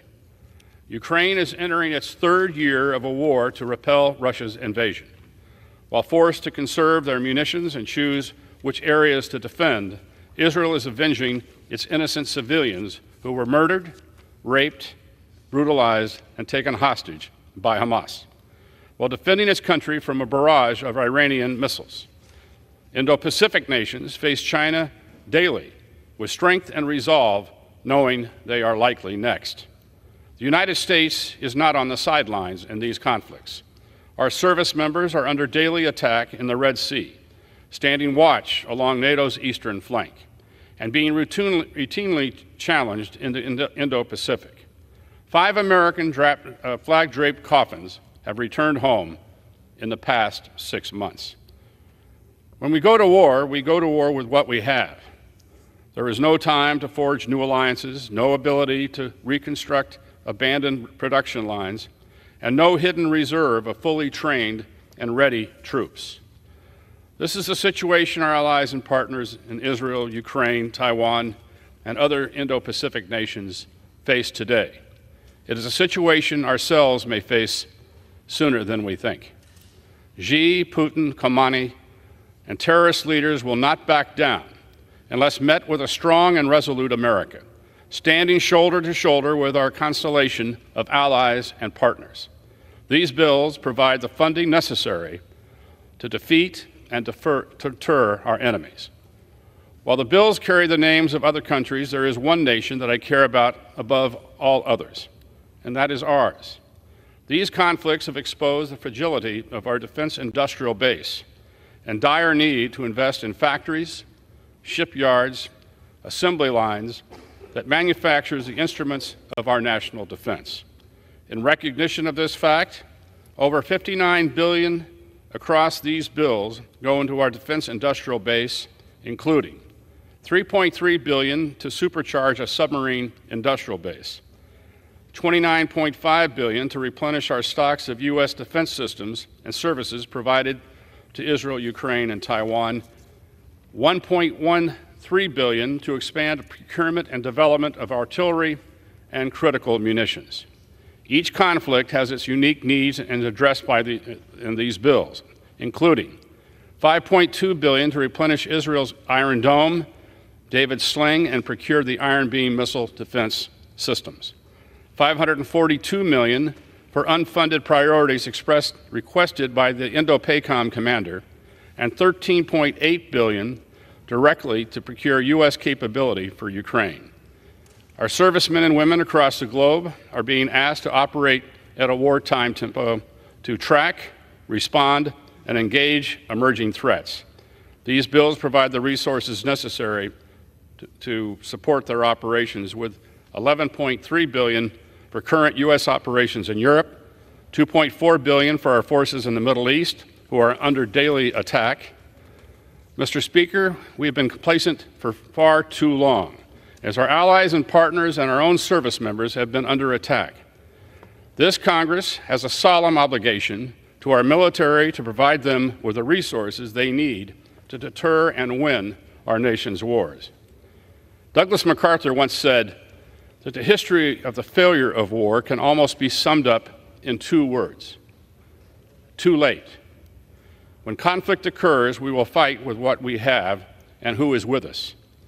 Mr. Speaker, I encourage my colleagues to vote yes on these bills to ensure our military readiness and revigorate American defense industry. I encourage them to vote yes to reinforce our Israeli, Ukrainian, Taiwanese, and Indo-Pacific allies and partners. I encourage them to vote yes so that future generations may write on what we did here today. They weren't too late. Thank you, and I reserve the balance of my time. The gentleman reserves. The gentlelady from Connecticut is recognized. Speaker, I yield myself such time as I may consume. The gentlewoman is recognized. Mr. Speaker, I rise in strong support of the Israel Security Supplemental Appropriations Act, which will provide Israel with desperately needed aid to respond to the horrific October 7th attacks and protect itself from Iran and its proxies. What happened in Israel on October 7th was horrifying. On a recent trip to Israel, I saw firsthand the remnants of the violence that innocent people were subjected to, including the site of the Supernova Sukkot gathering, the gathering at which it was a music festival that Hamas attacked, Kibbutz Berei and the homes where so many were massacred, and Hostage Square, where I met with families of those taken hostage by Hamas. The United States has not forgotten October 7th, and today we are providing the aid Israel has needed since the day Hamas terrorists killed innocent Israeli civilians in the worst attack on Jewish people since the Holocaust. Just last weekend, Israel was openly and directly attacked by Iran. I applaud the role of the United States in providing Israel with support in its defense against that attack. But while we must ensure Israel can stand strong in the face of adversaries like Iran that seek its annihilation, we must also ensure that every step possible is taken to protect innocent life in Gaza and elsewhere. On my trip, we also went to Kirbet Zanuta, a Palestinian village in the West Bank, where settlers destroyed homes and a school. On the trip, we were also briefed from Gaza by humanitarian organizations, including UNRWA, which have lost hundreds of staff to the violence. To that end, I have called for an immediate ceasefire of at least 6 weeks to facilitate the safe delivery of aid to civilians in Gaza. We must protect aid workers. We must open additional crossings to bring in at least 500 trucks a day and ensure that food is never used as a weapon of war. Innocent families are in danger. Children are starving, and civilian casualties are mounting, not just in Gaza, but in conflict zones all around the world. The more than $9 billion in humanitarian support in this bill would make sure that we are not leaving Gazans, the Ukrainians, the Sudanese, the Haitians, or the Rohingya behind. We must pass this bill, ensure Israel has the resources it needs to defend itself, and that much-needed humanitarian aid can flow to millions of vulnerable people around the world.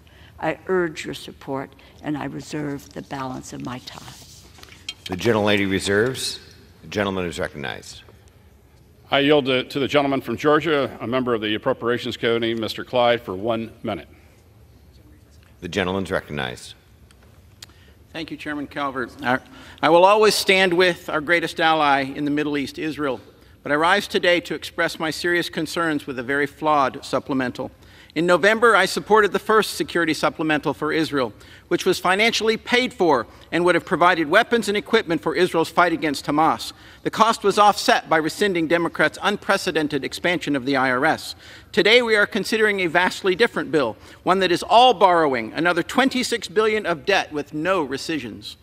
The legislation also contains $400 million for FEMA, which has nothing to do with supporting Israel, and over $9 billion for humanitarian aid in Hamas-controlled Gaza and the West Bank.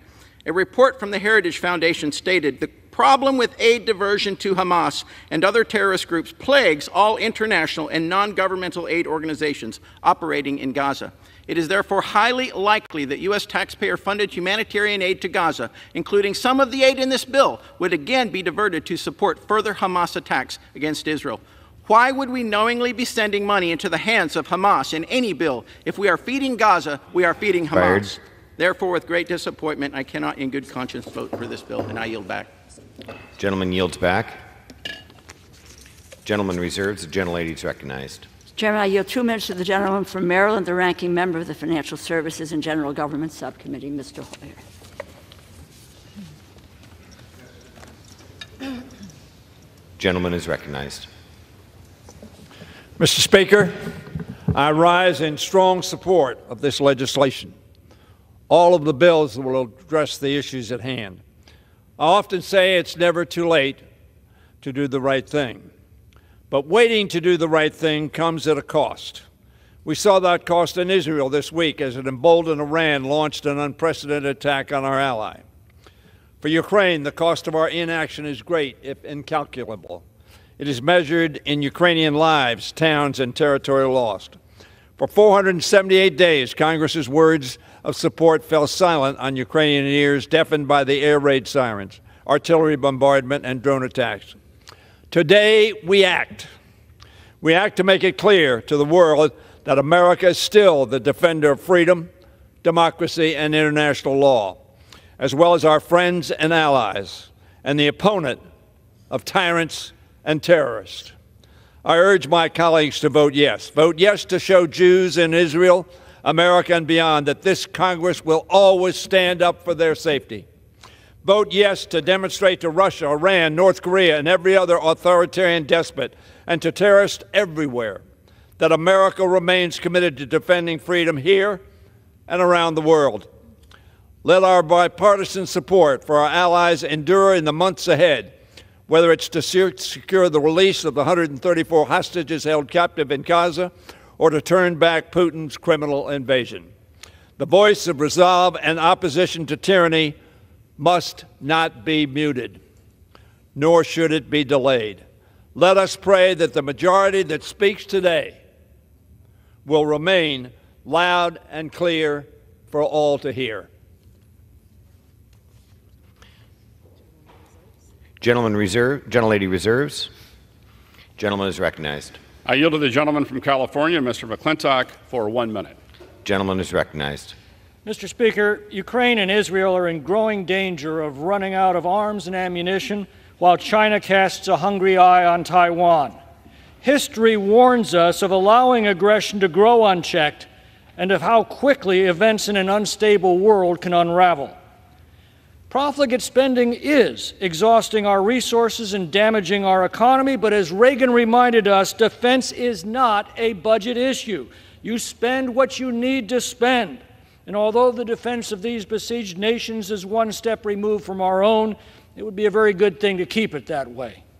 I regret that the 3 military aid bills are larded up with about $20 billion of economic handouts, but we are out of options and we are out of time. I'm afraid that's the price we now have to pay for months of dithering in this House. Without these bills today, we and the world risk a future butcher's bill that is incalculable. I yield back. Gentleman reserves. Gentlelady is recognized. Speaker, I yield 2 minutes to the gentlewoman from Florida, the ranking member of the Military Construction and Veterans Affairs Subcommittee, Ms. Wasserman Schultz. The gentlewoman is recognized. Mr. Speaker, it is incomprehensible that the Israeli hostages captured on Simchas Torah are still in Hamas's captivity as we approach Passover. I rise to finally provide long overdue aid to our ally Israel as she fights to defend herself against threats on multiple fronts. On October 7th, Hamas launched a massacre that led to the deadliest day for Jews since the Holocaust. Hamas murdered, raped, and captured Israelis, Americans, Jews, Muslims, Christians, and people from dozens of countries. Hamas broke a ceasefire and declared war on humanity. Since that bloody day, Hamas terrorists have promised to carry out the attack again and again. I recently visited Israel for the 3rd time since October 7th. I saw the realities of Hamas's dedication to annihilate Israel. I will never be able to unsee the images at the Nova Festival site where Hamas massacred hundreds of young people. The road leading towards the site is littered with burn marks, where cars with people fleeing for their lives were burned alive on the spot. You walk into the festival site and see hundreds of memorials to the innocent victims who were murdered in cold blood. At Kibbutz Kfar Aza, we saw homes riddled with bullet holes and burned to the ground with people still in them. This is what Israel is up against. This is what Israel must defend against. Maniacal terrorism dedicated to the destruction of not just the state of Israel, but of all Jews. Israel fights not only to destroy Hamas's Iran-backed military capabilities, but to send a clear message to our adversaries who seek to erase the Jewish state: you will not be successful. President Biden, Leader Jeffries, and Democrats have fought for months to send this critical security assistance, as well as life-saving humanitarian aid for the Palestinian people who are also victims of Hamas. A vote against this bill is a vote to deny that aid. I am proud to support this vital effort to help Israel in this existential battle and aid civilians, and I urge my colleagues to join me to free Gaza from Hamas. Am Israel Chai. I yield back the balance of my time. Gentleman yields. Gentleman is recognized. I yield to the gentleman from New York, Mr. Lawler, 1 minute. Gentleman is recognized. Our country is at a most critical juncture. Do we take a step back, watch our allies fall, and allow terror to spread? Or do we stand strong as leader of the free world and stand up for our allies and take on our adversaries? To me, the answer is clear. The legislation we're debating today has the potential to turn the tide in Ukraine, protect our ally Israel, and deter China from attacking Taiwan. There's no question that under the Biden administration, the world has become a tinderbox. Conflict erupting across the globe. Our allies are under attack. China, Russia, and Iran are engaged in an unholy alliance, seeking to undermine and destabilize the U.S., Israel, and the free world. We are the leader of the free world. It requires us to lead. We cannot abdicate the responsibilities that come along with it. The time for choosing is here. The time for action is now. I choose to act in defense of freedom, democracy, and America's role in the world. I support aid to our allies. I support holding our adversaries accountable. And I support America being that shining city upon a hill. We cannot give in. Victory at all cost. Gentleman yields back. Gentleman reserves. Gentlewoman is recognized. Speaker, I yield 1.5 minutes to the gentlewoman from Florida, a member of the Appropriations Committee, Ms. Frankel. Gentlewoman is recognized. Thank you, Mr. Speaker. I urge support of this bill, which sends military aid to Israel to defend herself, protects U.S. troops in the Middle East, and provides urgently needed food and medicine to those suffering in places like Gaza, Sudan, and Ukraine. Mr. Speaker, my grandfather, Abe, he fled Europe as the Nazis took over, as they murdered 6 million Jews. Today, almost half of the world's Jewish population, over 7 million people, live in Israel. And with calls from river to the sea, Iran's regime and its proxies have vowed to wipe Israel off the map. Hezbollah fires rockets. Hamas brutally attacks innocent Israelis, raping women, taking hostages. Iran sends a barrage of missiles as it builds its nuclear arsenal. Make no mistake, Iran is not our friend either. Israel's security is our security. And without our attention and resources, the Middle East is at risk. The funding in this bill will save lives. Missile defense for our ally, protecting our troops in the Middle East, and humanitarian aid for the heartbreaking need around the world. I yield back. Gentlewoman yields. Reserves. Gentleman is recognized. I yield to the gentleman from New Jersey, Mr. Kane, for 1 minute. The gentleman is recognized. Mr. Speaker, I rise today in support of H.R. 8034, the Israel Security Supplemental Appropriations Act of 2024. This bill will ensure that Israel has the means to defeat its enemies and defend its people. This legislation also sends a signal to Iran and its proxies that the United States stands with its allies and partners in the Middle East and will remain a strong presence in the region. I also urge support for the Ukraine Security Supplemental Appropriations Act of 2024. Ukraine is fighting for its life every day against Vladimir Putin. Make no mistake, Putin is seeking to extend his control over Central and Eastern Europe, including nations who are now NATO allies. He does not recognize national sovereignty or borders. Putin is deepening his ties with Iran. These bills are not only for the security and preservation of Israel, Ukraine, and Taiwan, but also for continued American leadership on the world stage. We must stand together with our allies and partners and against authoritarianism. Thank you.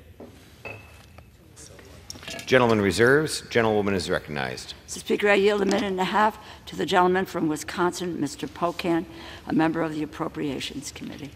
Gentleman is recognized. Thank you. Thank you, Mr. Speaker. Since the October 7th Hamas attack, Netanyahu has responded with a widespread bombing campaign in Gaza. Just yesterday, 9 Palestinians were killed in a strike near Rafah, 6 being children. This is anything but going after Hamas. This is a collective punishment of all Palestinians in Gaza. Netanyahu doesn't support the United States' position of a two-state solution for peace. He doesn't respect our urges not to invade Rafah. He disputes what the U.S. and aid groups have said about famine taking over in Gaza, and he launched an attack on Iran after the White House told him not to. If he's not listening to us on matters of international security, how can he be trusted with more offensive weapons? Enough is enough. I support the people of Israel who don't want bombs raining on them from extremists in Gaza, and the hostages must be released. And I also support the Palestinians who deserve human rights and dignity. 35,000 people have been killed and thousands more will die from starvation and disease. We are better than that. So is Israel. I'm not sure Netanyahu is, and that's why I can't vote to provide him with more unconditional offensive weapons today, and I urge a no vote, and I yield back. Gentleman reserves. Gentleman is recognized. Mr. Speaker, I yield 1 minute to the gentleman from New Jersey, Chris Smith. Thank you. Gentleman is recognized. Mr. Speaker, the United States must make absolutely clear in both word and deed, not just today, but every day, and without equivocation, that we stand with Israel. Both defensive weapon systems like Iron Dome and David's Sling and all necessary offensive military capabilities must be conveyed without delay to Israel for as long as it takes to defeat Hamas and to deter Iran, Hezbollah, and other radical Islamists. Of significance, H.R. 8034 prohibits aid to Gaza from flowing through UNRWA, an anti-Semitic, disgraceful organization that teaches Palestinian children to hate Jews, glorifies suicidal martyrdom, and the evisceration of Israel as a state. UNRWA is a child soldiers' factory that we have funded for decades. 21 years ago, on this floor, 2003, I offered an amendment that passed the House to defund UNRWA. Senate never acted. A few weeks ago, the Foreign Affairs Committee passed my bill to stop UNRWA funding. This bill, and I thank my friends for bringing it to the floor, defunds UNRWA. Israel has an absolute right to exist, free from aggression Gentleman's time and has expired. anti-Semitic hate. Thank you. Gentleman reserves. Gentlewoman is recognized. Speaker, I yield 1 minute to the gentleman from California, Mr. Sherman. Gentleman is recognized.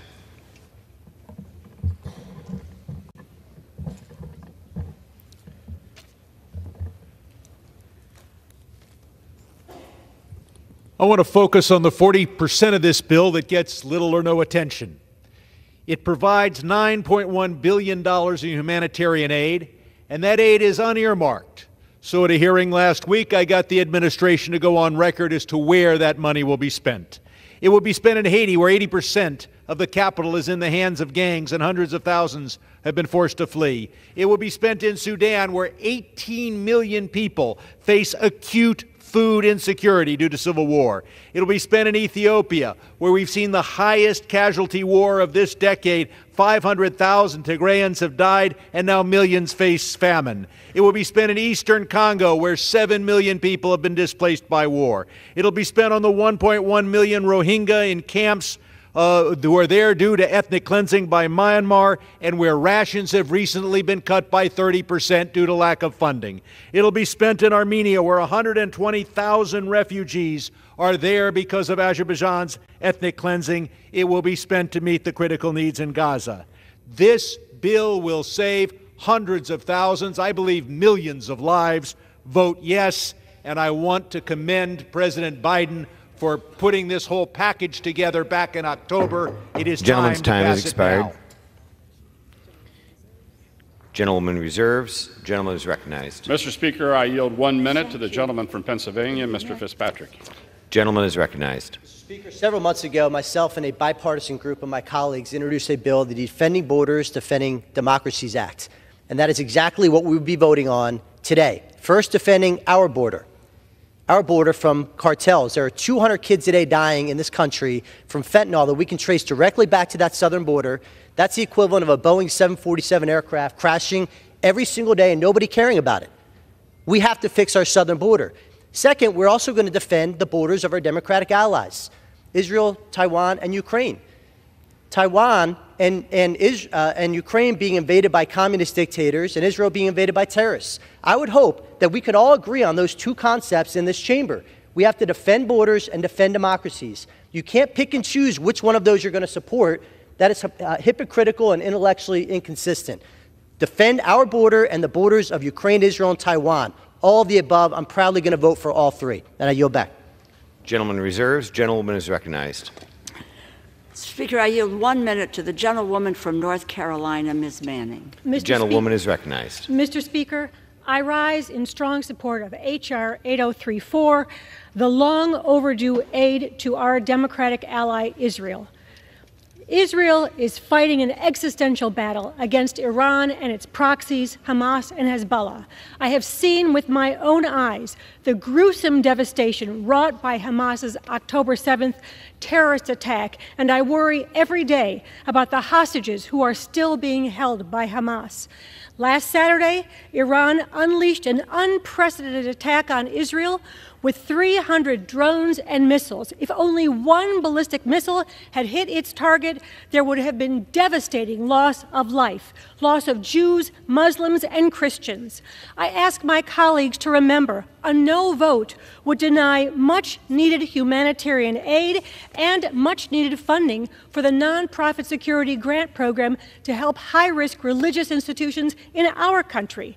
The world is watching to see if we will stand with our allies, with Israel and Ukraine, in their time of need.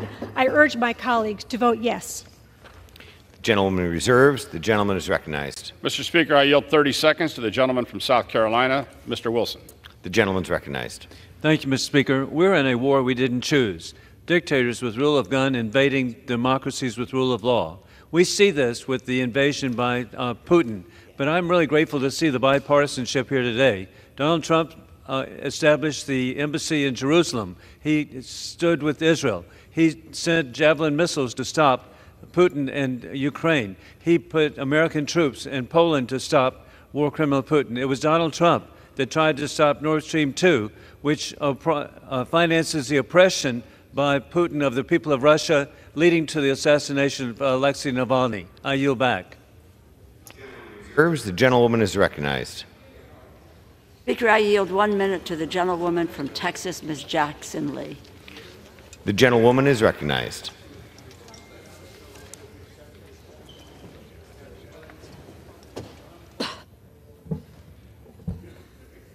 We can do no less than to come to this floor today to be the American and the America that we have known around the world to become.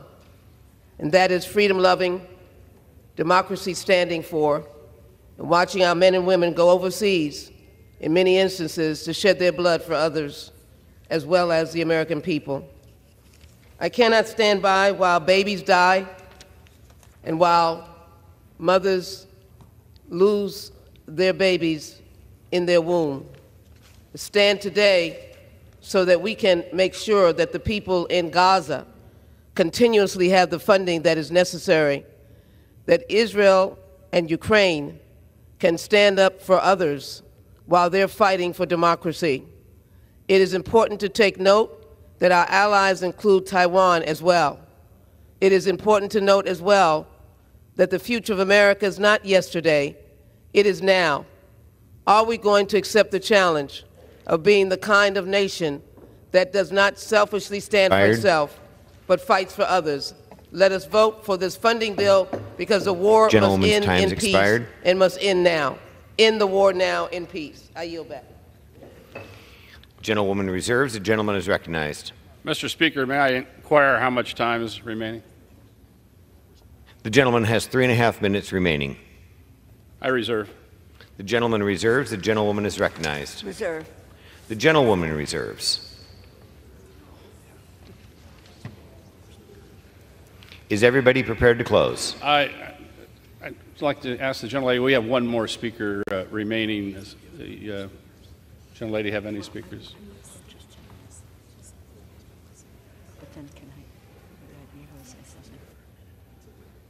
We have no more speakers. I'll yield myself what time I may consume. The gentleman is recognized. I'm prepared to close, so I'm going. The gentleman reserves. I reserve the reserve. The gentlelady want any more time? The gentlewoman is recognized. I am prepared to close and I reserve. The gentlewoman is recognized to close. This bill provides urgently needed humanitarian aid for millions of civilians who have been caught in a crossfire across many theaters, whether it is Ukraine against the Russian aggression, Israel in its war against Iran and its proxies like Hamas, Hezbollah, and Houthis, our Indo-Pacific partners against an adversarial China. Innocent families today are in danger, children are starving, and civilian casualties are mounting in conflict zones all around the world. The humanitarian support in this bill would make sure that we are not leaving these people behind. It is, again, so critically important that the United States demonstrate its support for its allies, and it is leadership when it comes to humanitarian assistance wherever it is needed.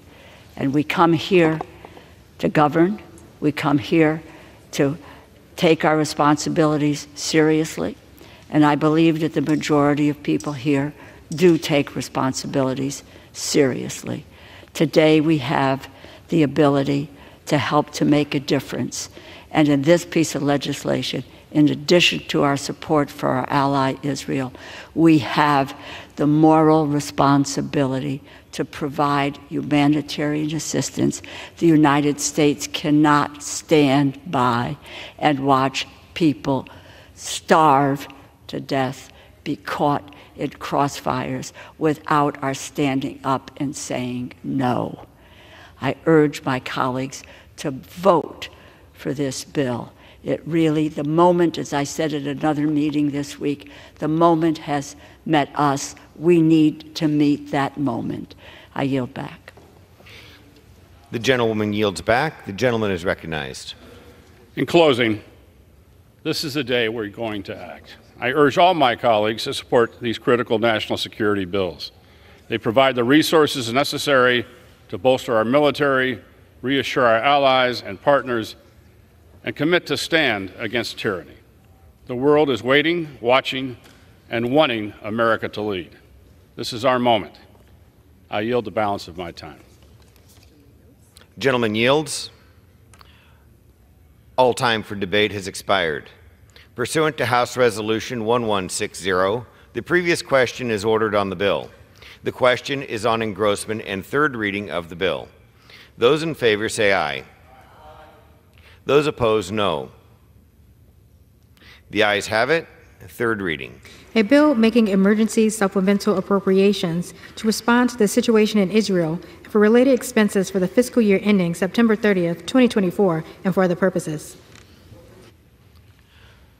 Under Clause 10 of Rule 20, the yeas and nays are ordered. Pursuant to Clause 8 of Rule 20, further proceedings on this question are postponed. Pursuant to Clause 8 of Rule 20, the unfinished business is the vote on the motion of the gentleman from Alabama, Mr. Moore, to suspend the rules and pass H.R. 3602 as amended, on which the yeas and nays are ordered. The clerk will report the title. H.R. 3602, a bill to prohibit the intentional hindering of immigration, border, and customs controls and for other purposes. The question is, will the House suspend the rules and pass the bill as amended? Members will record their votes by electronic device. This is a 15-minute vote.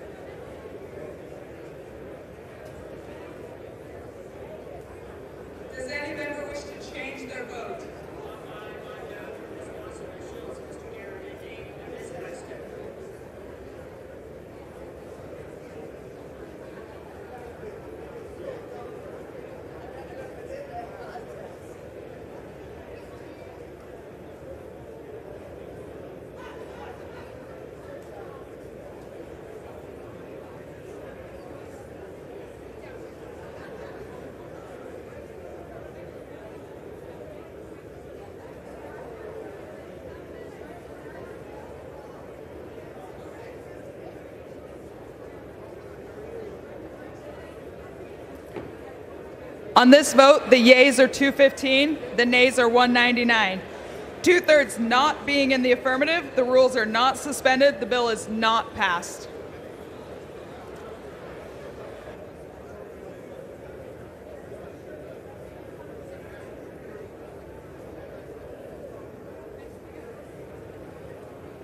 Pursuant to House Resolution 1160 and Rule 18, the chair declares the House in the Committee of the Whole on the State of the Union for the further consideration of H.R. 8038. Will the gentleman from New York, Mr. Molinaro, kindly take the chair?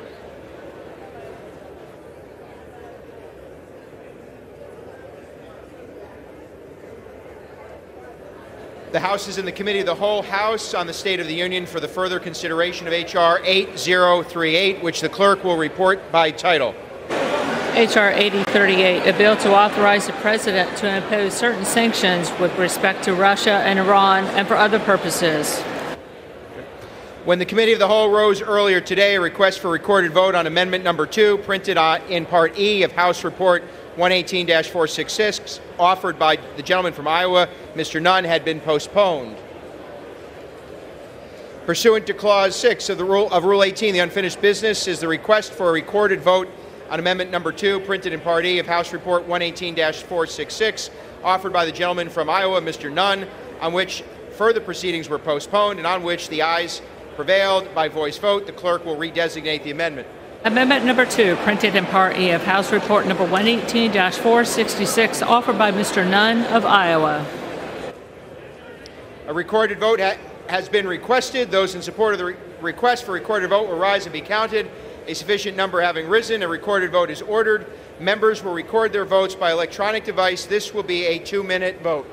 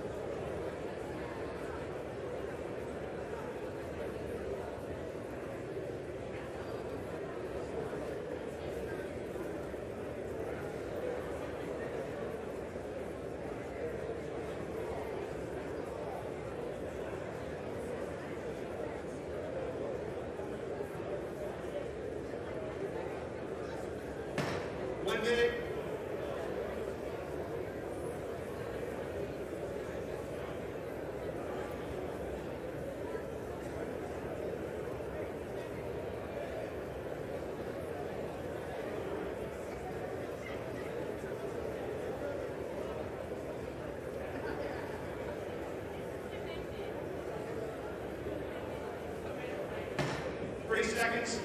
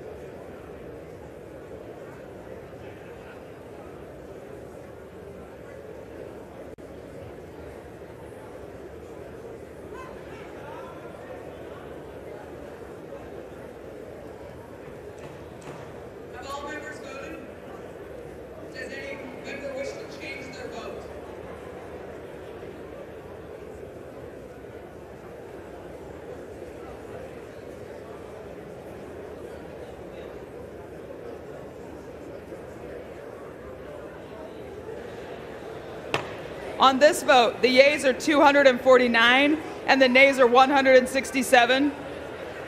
The amendment is adopted.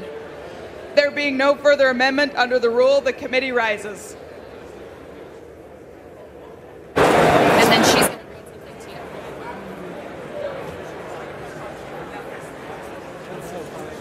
And then you'll cover your ear and face that way, and you'll read it to him once he... Mr. Speaker? Mr. Speaker, the Committee of the Whole House on the State of the Union has had under consideration H.R. 8038, and pursuant to House Resolution 1160, I report the bill as amended by that resolution back to the House with sundry further amendments adopted in the Committee of the Whole. Beautiful. Thank you again. The Chair of the Committee of the Whole on the State of the Union reports that the committee has had under consideration the bill H.R. 8038 and pursuant to House Resolution 1160 reports the bill as amended pursuant to that resolution back to the House with sundry further amendments adopted in the Committee of the Whole. Under the rule, the previous question is ordered. Pursuant to House Resolution 1160, the question on adoption of the further amendments will be put in gross. The question is on adoption of the amendment. Those in favor, please say aye. Those opposed, please say no. The ayes have it. The amendments are adopted. The question is on the engrossment and third reading of the bill. Those in favor, please say aye. Those opposed, no. The ayes have it. Third reading. A bill to authorize the President to impose certain sanctions with respect to Russia and Iran and for other purposes. The question is on the passage of the bill. Those in favor, please say aye. Those opposed, say no. The ayes have it. The bill. For what purpose does the gentleman from Texas seek recognition? I request the yeas and the nays. The yeas and nays are requested. Those favoring a vote by the yeas and nays will rise. Sufficient number having risen, the yeas and nays are ordered. Members will record their votes by electronic device. Pursuant to Clause 9 of Rule 20, the Chair will reduce to 5 minutes the minimum time for the electronic vote on the question of passage of H.R. 8036. This is a 5-minute vote.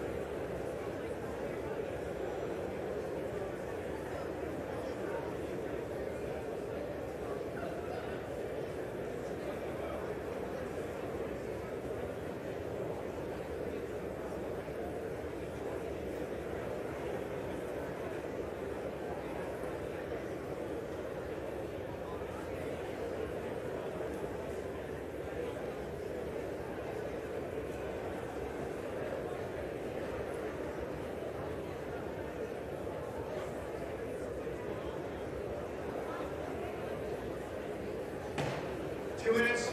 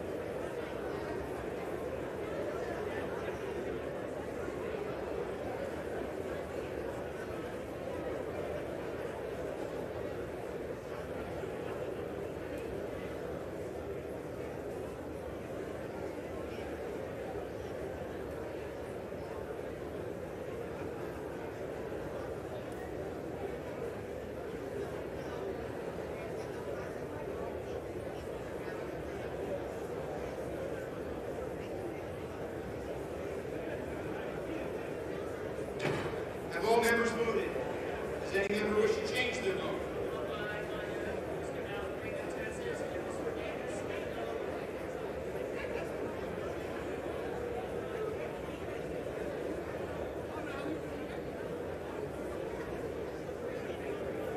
On this vote, the yeas are 360 and the nays are 58. The bill is passed without objection. A motion to reconsider is laid on the table.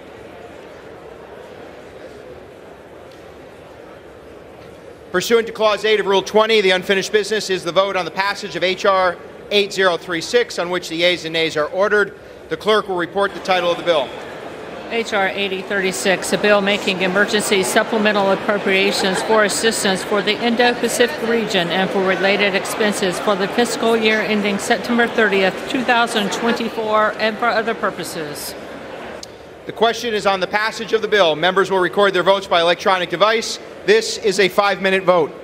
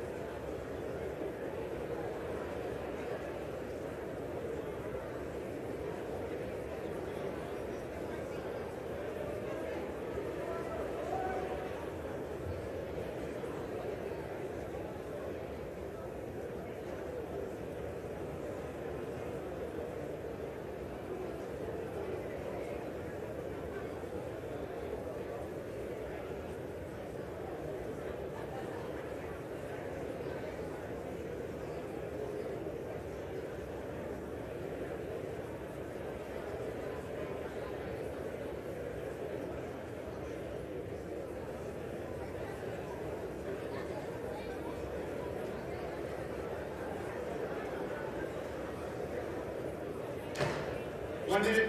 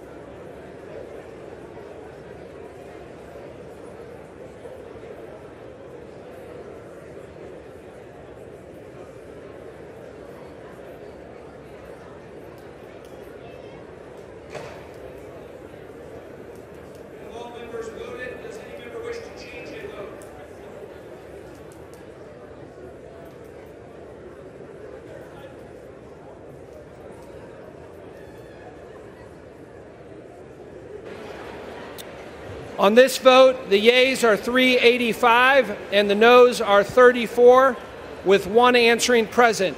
The bill is passed. Without objection, a motion to reconsider is laid on the table.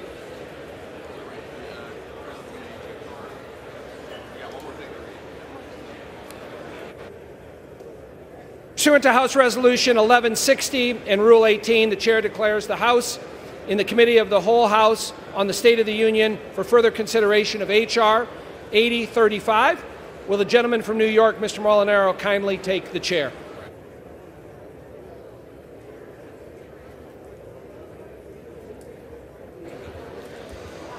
The House is in the Committee of the Whole on the State of the Union for the further consideration of H.R. 8035, which the clerk will report by title. A bill making emergency supplemental appropriations to respond to the situation in Ukraine and for related expenses for the fiscal year ending September 30th, 2024, and for other purposes. When the Committee of the Whole rose earlier today, a request for recorded vote on Amendment Number 4, printed in Part B of House Report 118-466, offered by the gentlewoman from Florida, Mrs. Kamek, had been postponed. Pursuant to Clause 6 of Rule 18, proceedings will now resume on those amendments printed in Part B of House Report 118-466, on which further proceedings were postponed in the following order.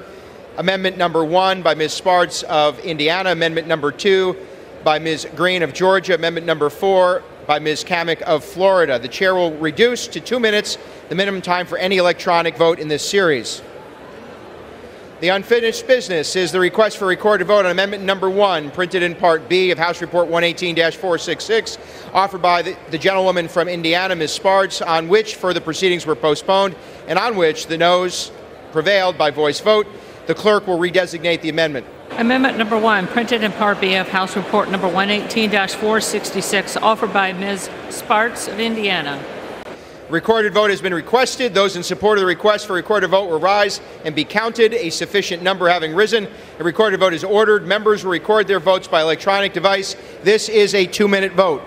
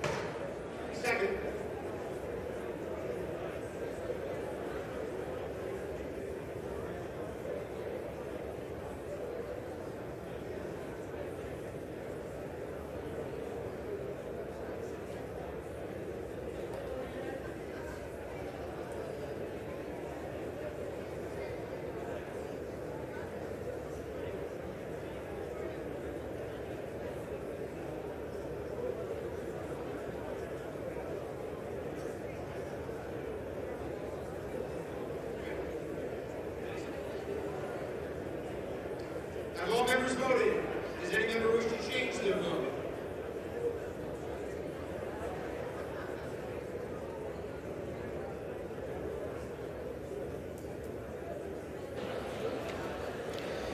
On this vote, the yeas are 105, the nays are 319.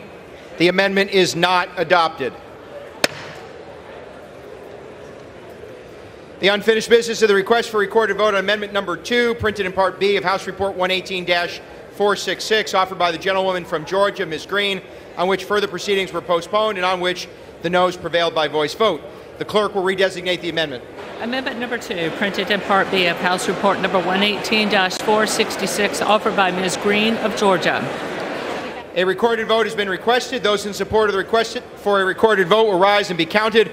A sufficient number having risen, a recorded vote is ordered. Members will record their votes by electronic device. This is a 2-minute vote.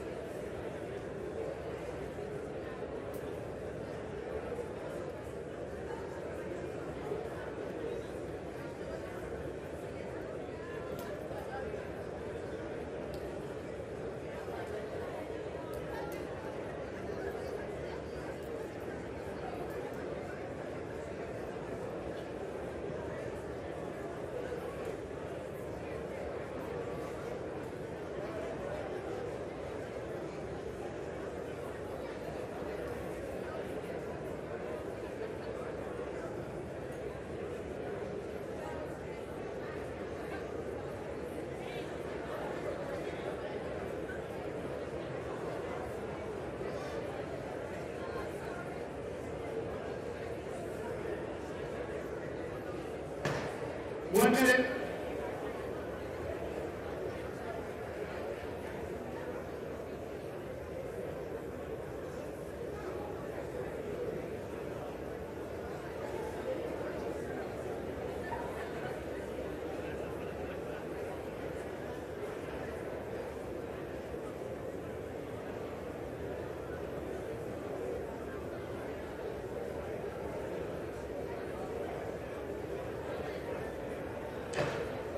Seconds.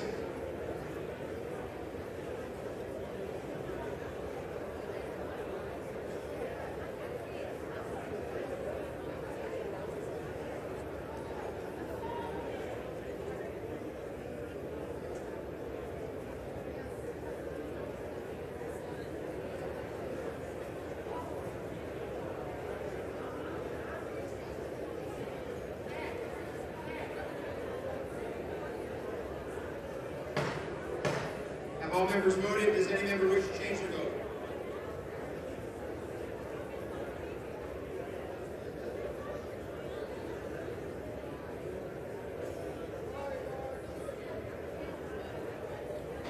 On this vote, the yeas are 71, the nays are 351. The amendment is not adopted.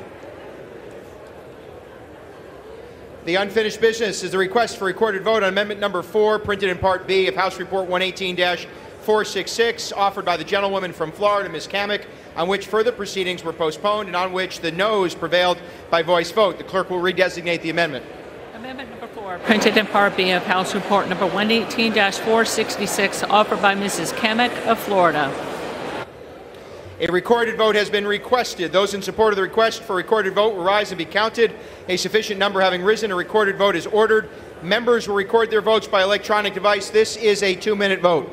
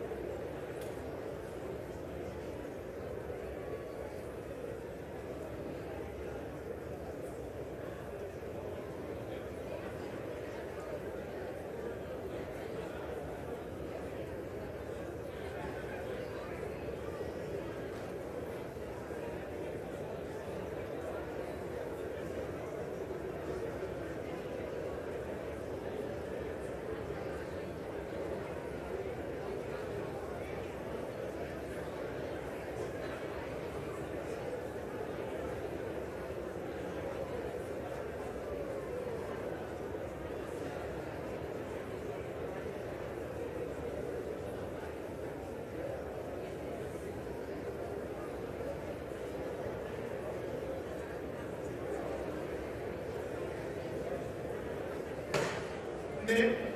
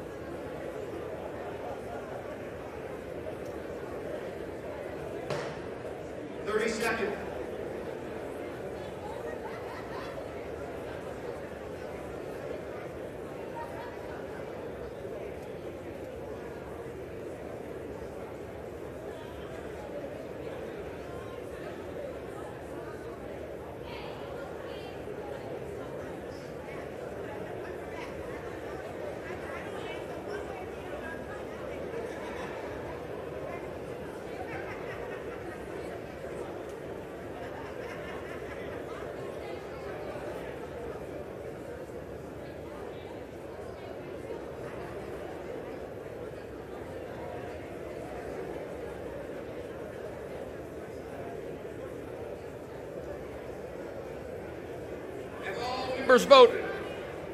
Does any member wish to change their vote?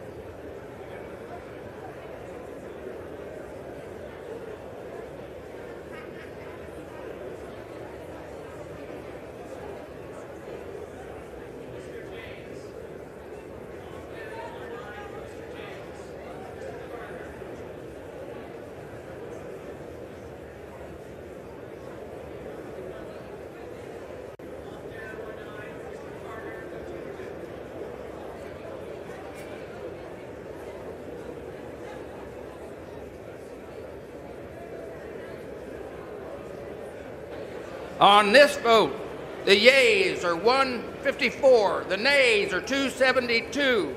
The amendment is not adopted. There being no further amendments under the rule, the committee rises.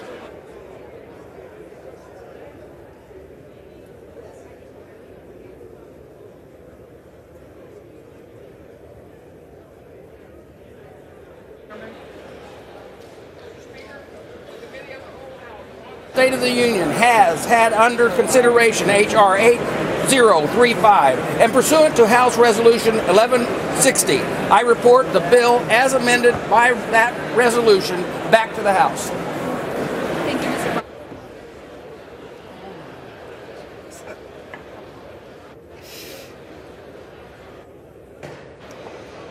The chair of the Committee of the Whole, House on the State of the Union, reports that the committee has had under consideration the bill H.R. 8035, and pursuant to House Resolution 1160, reports the bill as amended by that resolution back to the House.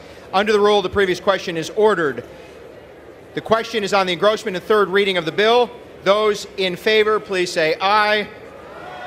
Those opposed, say no. The ayes have it. Third reading.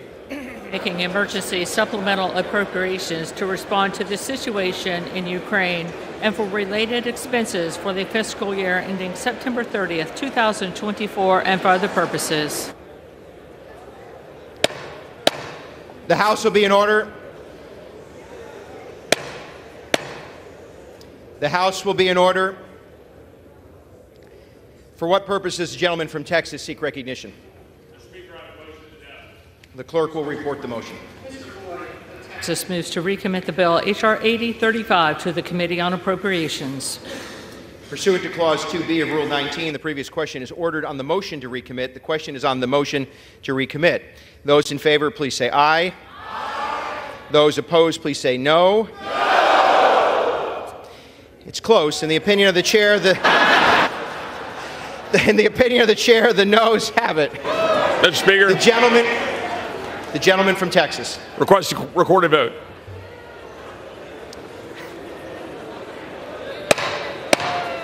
A recorded vote is requested. Those favoring a recorded vote will rise. A sufficient number having risen, a recorded vote is ordered. Members will record their vote by electronic device. Pursuant to Clause 9 of Rule 20, this 5-minute vote on the motion to recommit will be followed by 5-minute votes on passage of H.R. 8035 and passage of H.R. 8034. Huh? This is a 5-minute vote.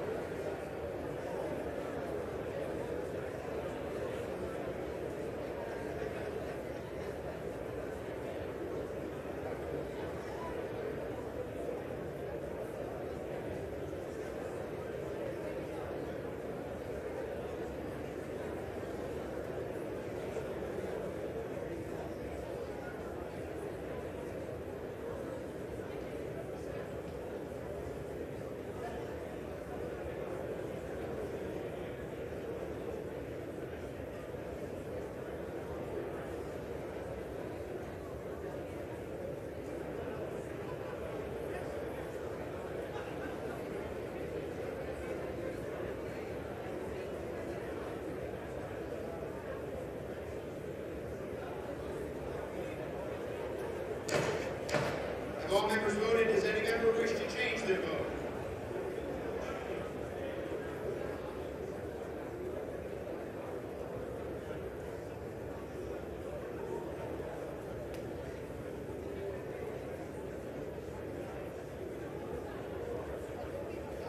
On this vote, the yeas are 88, the nays are 336. The motion is not adopted. The question is on the passage of the bill. Pursuant to Clause 10 of Rule 20, the yeas and nays are ordered. Members will record their vote by electronic device. This is a 5-minute vote.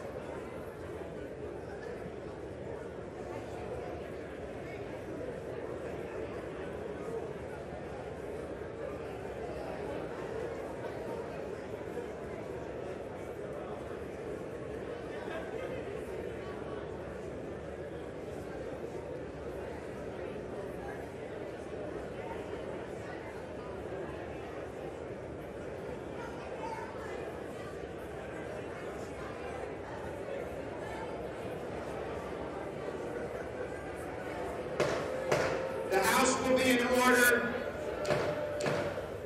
Members are reminded of House decorum. 45 seconds.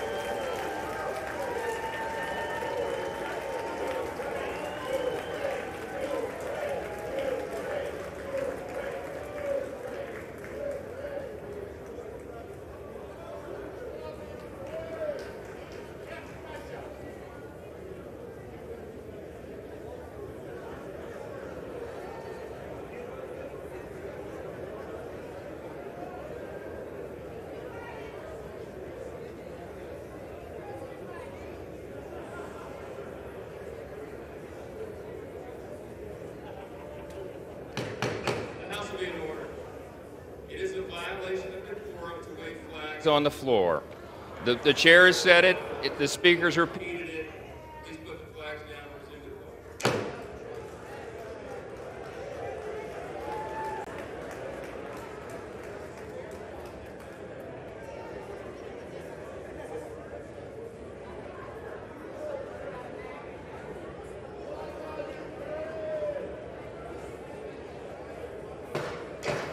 The House will be in order.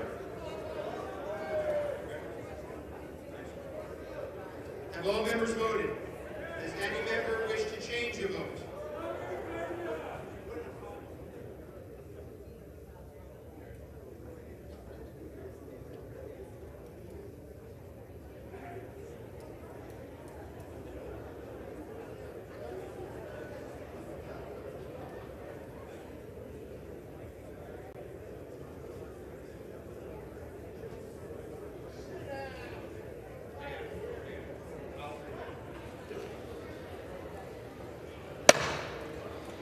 On this vote, the ayes are 311 and the nays are 112. The bill is passed. Oh, one voting present. I missed it, but thank you. Okay. The House will be in order. The House will be in order. The chair would remind my colleagues to observe proper decorum. Flag waving on the floor is not appropriate.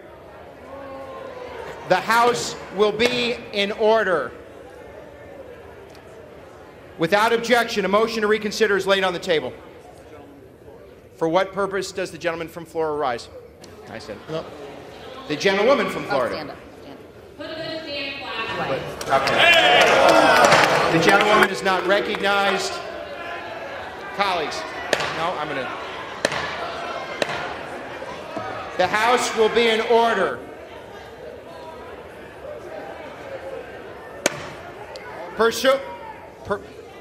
All members are reminded to observe decorum. Speakers are reminded to address the chair. And pursuant to Clause 8 of Rule 20, the unfinished business is the vote on the passage of H.R. 8034, on which the yeas and nays are ordered. The clerk will report the title of the bill. H.R. 8034, a bill making emergency supplemental appropriations to respond to the situation in Israel and for related expenses for the fiscal year ending September 30th, 2024, and for other purposes. The question is on the passage of the bill. Members will record their votes by electronic device. This is a 5-minute vote.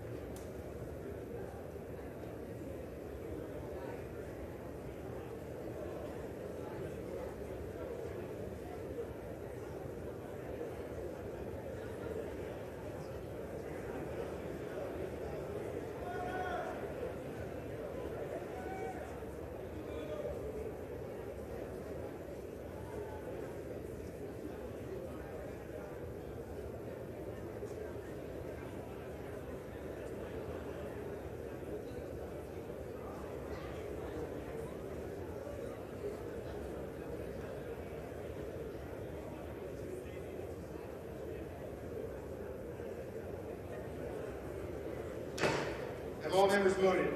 Does any member wish to change their vote?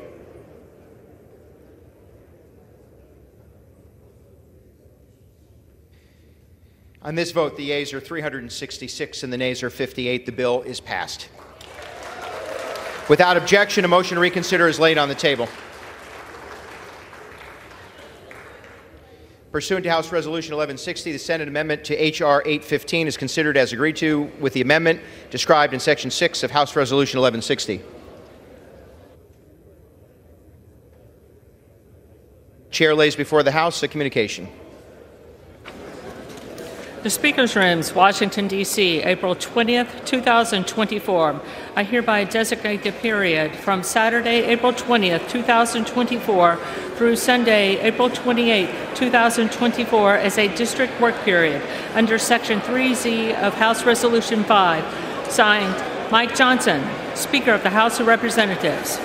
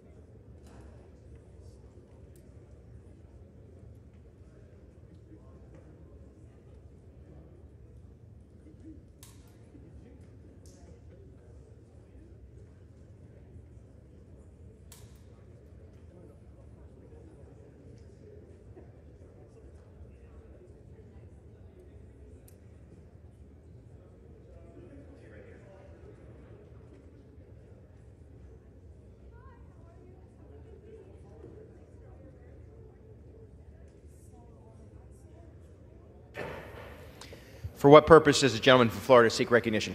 Mr. Speaker, I ask unanimous consent to take from the Speaker's table the concurrent resolution, S-Con Res 29, and ask for its immediate consideration in the House.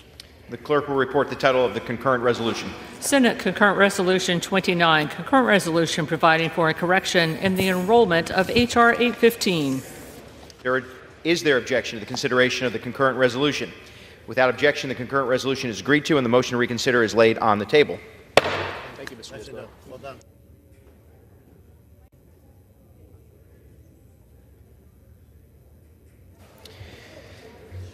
Pursuant to Section 3Z of House Resolution 5, the House stands adjourned until 10:30 a.m. on Tuesday, April 23, 2024.